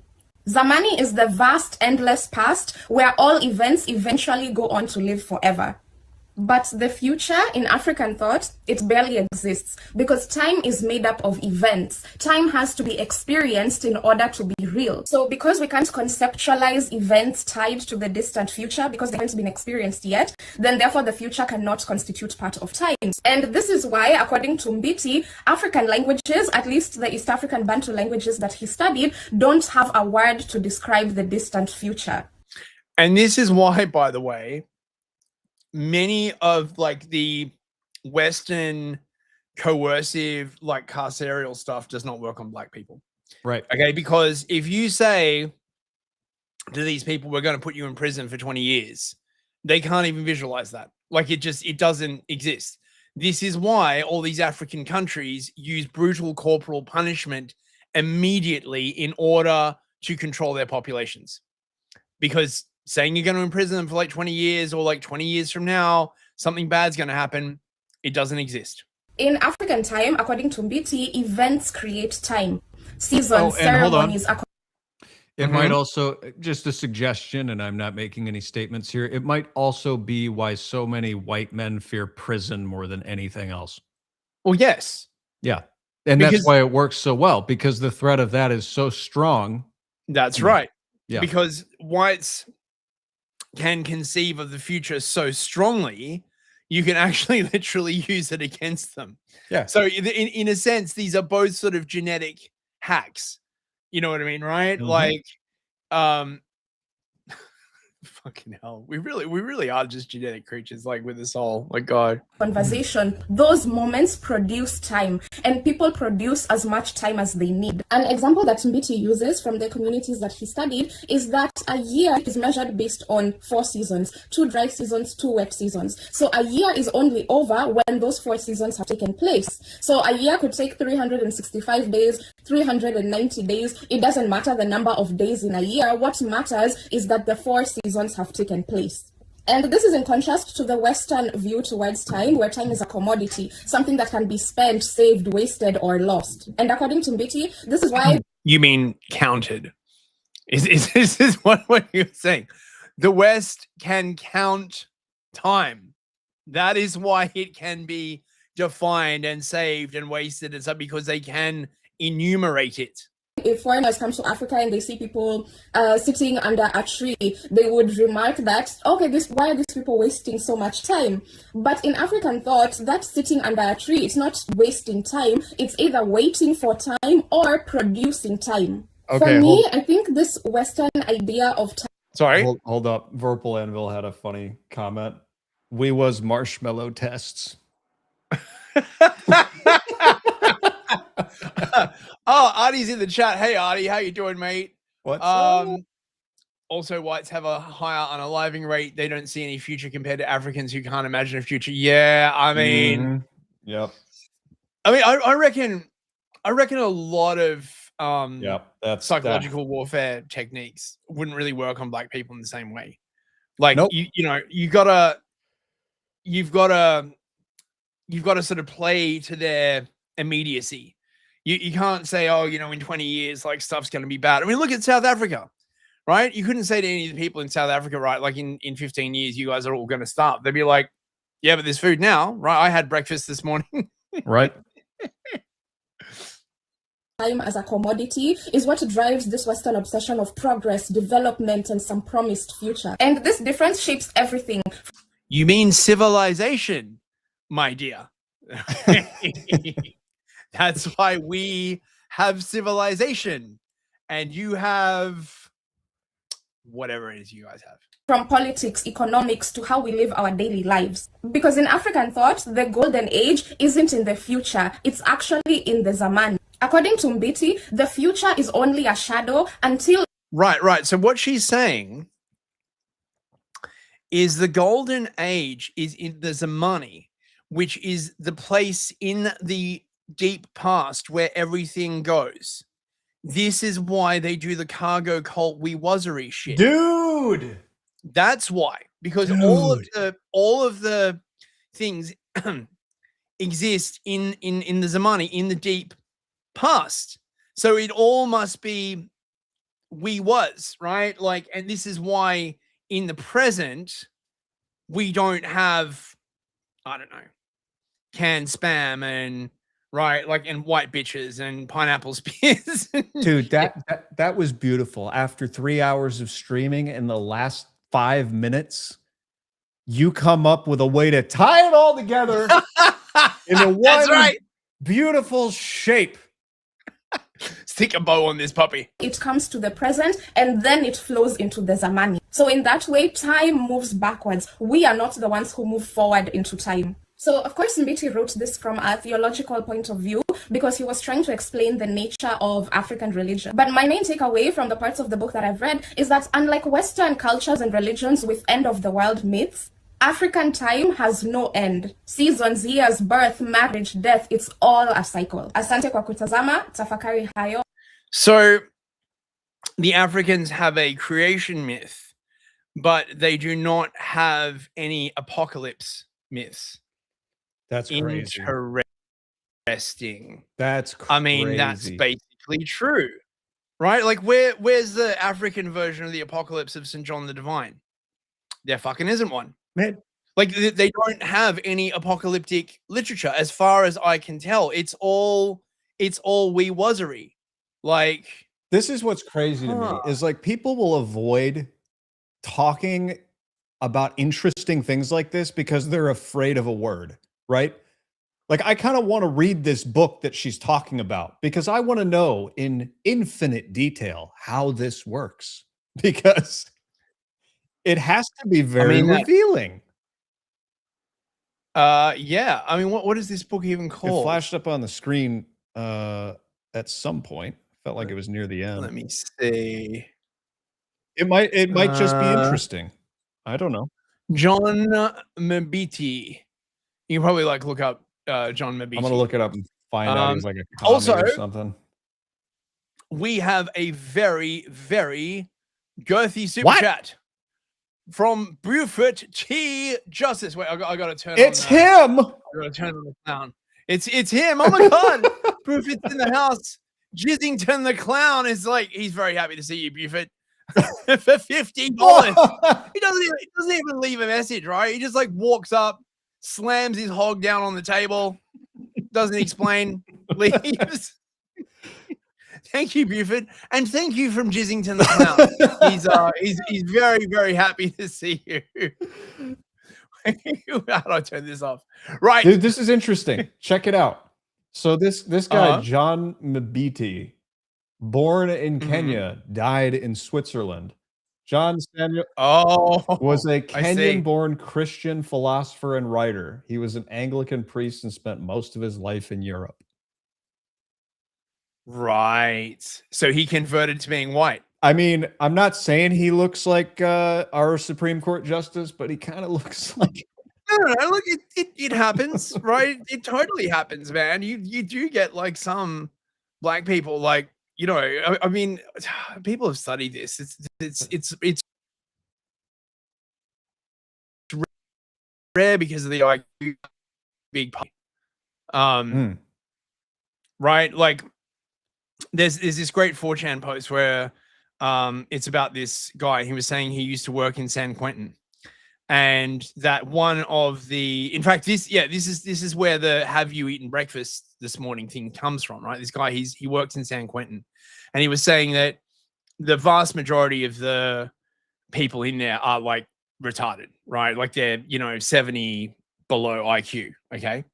And as a result, they can't do conditional hypotheticals. Like they lack all empathy because they lack all theory of mind. Because to have sort of empathy like requires a theory of mind. So when they ask them, you know, how do you think this guy like felt when you like knifed him? They're just like, oh, and this is like the stupid like look that you see. You know, you see it all the time when, you know, and increasingly in Western countries with these like imports, where they've got no theory of mind, and because they've got no theory of mind, they've got no theory of the future. And so the only enforcement mechanism you can use on them is brute physical force. Because otherwise, yeah, nothing's going to work. I think all of this is so interesting, man. I'm sorry. Like, I mean, not sorry, but like, this is just, this requires further research. Are we doing another stream next week about this stuff? Because, well, I mean, we can, if you want. I mean, you know, right? We've still got, you know, the version of the TV adaptation of the Space Traders, which could be like fun or could be god awful. I don't know. I'm gonna try and like look that up. Yeah, look, man. There is no end to the wee wazzery rabbit hole, because as far as we go down it, there are still a bunch of ninjas digging it further as we progress. So it is sort of, you know, it'll reach the center of the Earth, the black Earth. It will reach the center of the Earth. Maybe break through into Wakanda, you know, which actually exists in the center of the Earth. a ghetto of Agartha. Oh my God! Right. Okay. That's 3 hours. Let's wrap up. Thank you so much to everyone who super chatted. Much appreciated. Let's say goodbye to the chat. Arden Party, best mod in the business. Thank you for the memes, mate. Andrew's Animatics, Digital Foil, Bobby B, just another guy, Sergeant Smitty, Vorpal Anvil, Dread. Good to see you, Dread. Earl Corgi, Total Blackout Painting. Good to see you, TBP. Rhetorically Defective, of course. Good to see you, mate. Not Manadak. Kiba Master. Who else we got in here? Gang's all here. Mike's second name. Bill and Burr. Anyway, thank you also to everyone who like super chatted. Bas Klutzweig, Top Rob, Jakota, Morocco. I can't. Right. And also Caleb. Thank you for the super chats, Caleb. Dissident Knight, Arthur and Callie, Bryce, Photobet, and Olej, who's the rest of the name I can't pronounce. Arakin Green Moon, Howie Gotterbush. Thank you so much for the super chats, bros. We will be back next Thursday with this shit we didn't even cover tonight, man. It's true. There's a whole misinformation. You thing. always come with 2 guns loaded. We fire one, and then it's 3 hours. It's crazy. Oh, and of course, Buford Justice. How Good could to we see you, forget? Buford. Thanks for the massive super chats, man. I really appreciate it, man. You're like really helping us. So thank you so much. Any final words, Aaron? May the shapes be with you. May the shapes be with you. Do ninjas dream of electric shapes? The eternal question, or should I say the present question? The present question, yes. Okay, wait. We got the where's the bumper? Here we go. Okay, right. See you later, guys. Have an excellent weekend. Good night. Good night.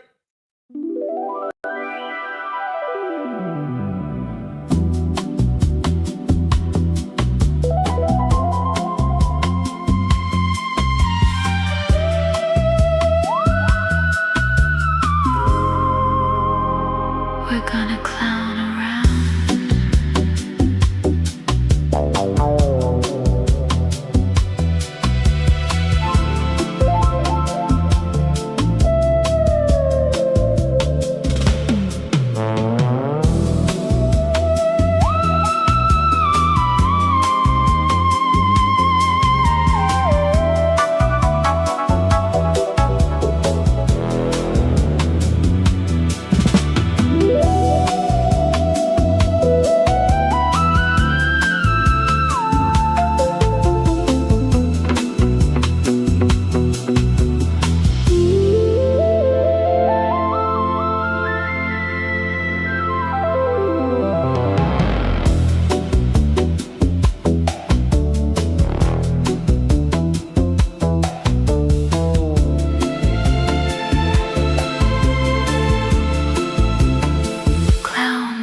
life